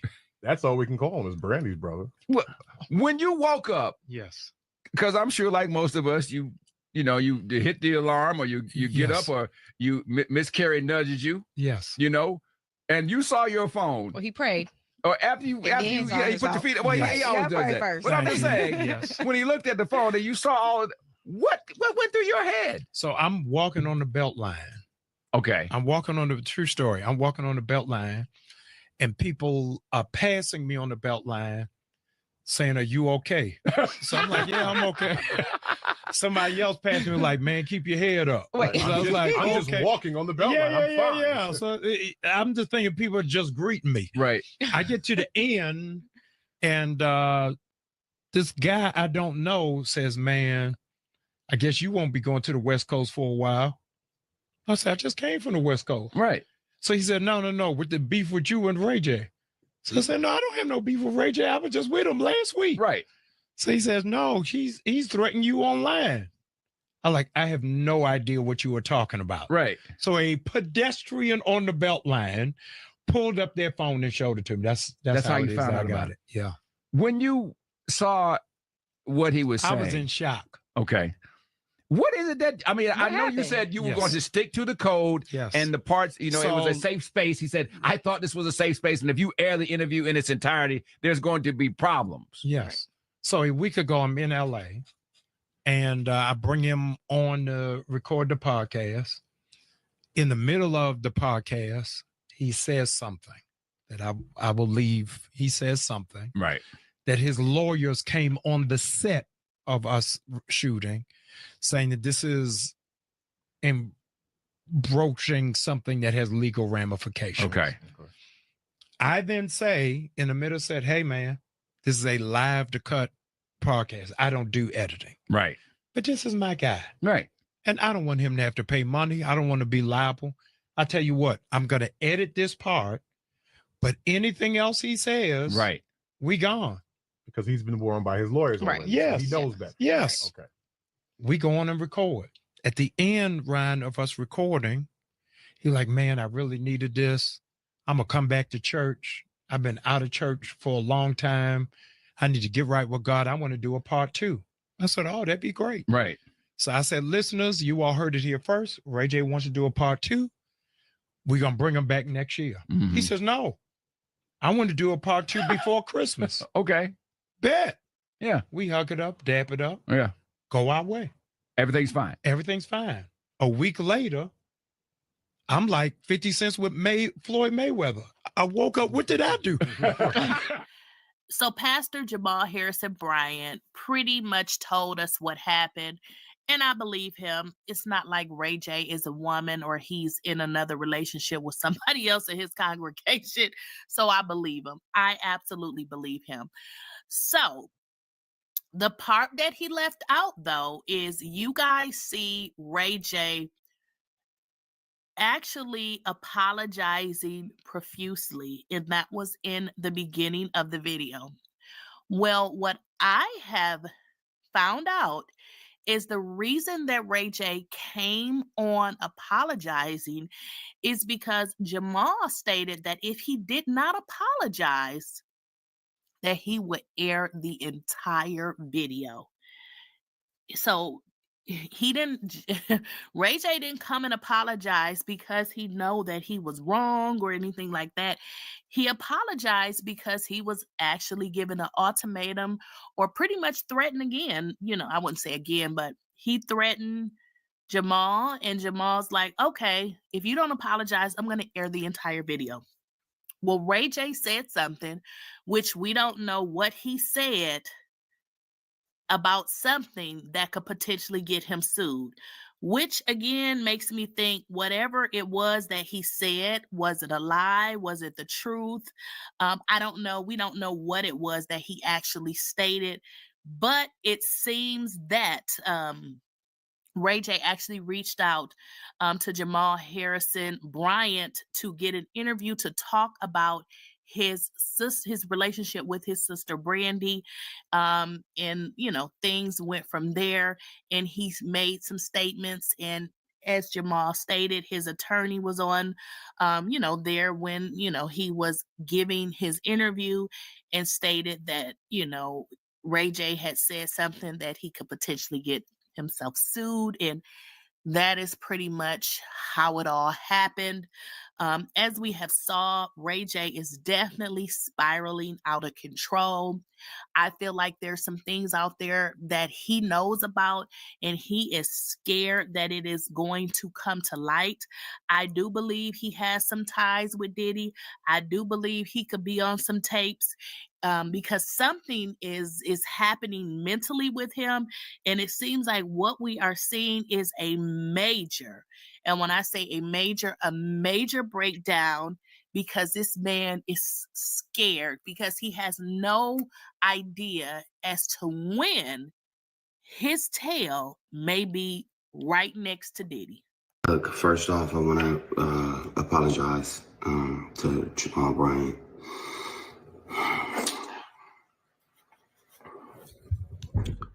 It's not okay. I mean,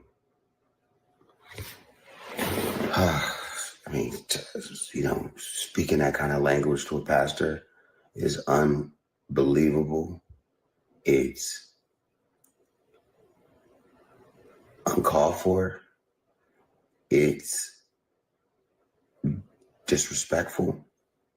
It's distasteful. It's disgraceful in every sense. I don't care what I said it for. No matter what prompted me to say that. And Pastor Brian knows some of the stuff that I was going through. I mean, I was going through it in the interview in real time. But to show my frustration like that is not cool. Saying I'm gonna snatch somebody off the pulpit and they a pastor is I mean, blasphemy, or on that same level, whatever that means. It's not okay. My bad, Pastor Brian. I apologize, man. I lost it. I'm human. People go through stuff, and I was very angry because I'm scared that some of the stuff I said that I wasn't supposed to say could affect me legally and stuff like that. So I just lost it, and I shouldn't have said words like that. Pray for me. If you would have me at your church next time you are fellowshipping, I would love to come through and pray with you in person, pray with you with the whole church. I apologize to the whole Newburgh. And whenever you are preaching again, or whenever I can come through on a positive tip to just say I'm sorry personally to you and the church and the fellowship, please have me. I would love to do that as well. And again, I'm sorry. I'm sorry to you, my mama, my daddy. I come from the church, and to say those things is foul. And I was foul, and I'm sorry. Okay. I'd love to see you soon, and we pray together about it. And hopefully you can knock off some of this negative energy around me and around my soul, man, you know, and we can start fresh. And as always, guys, please make sure you like. Go figure. Follow me.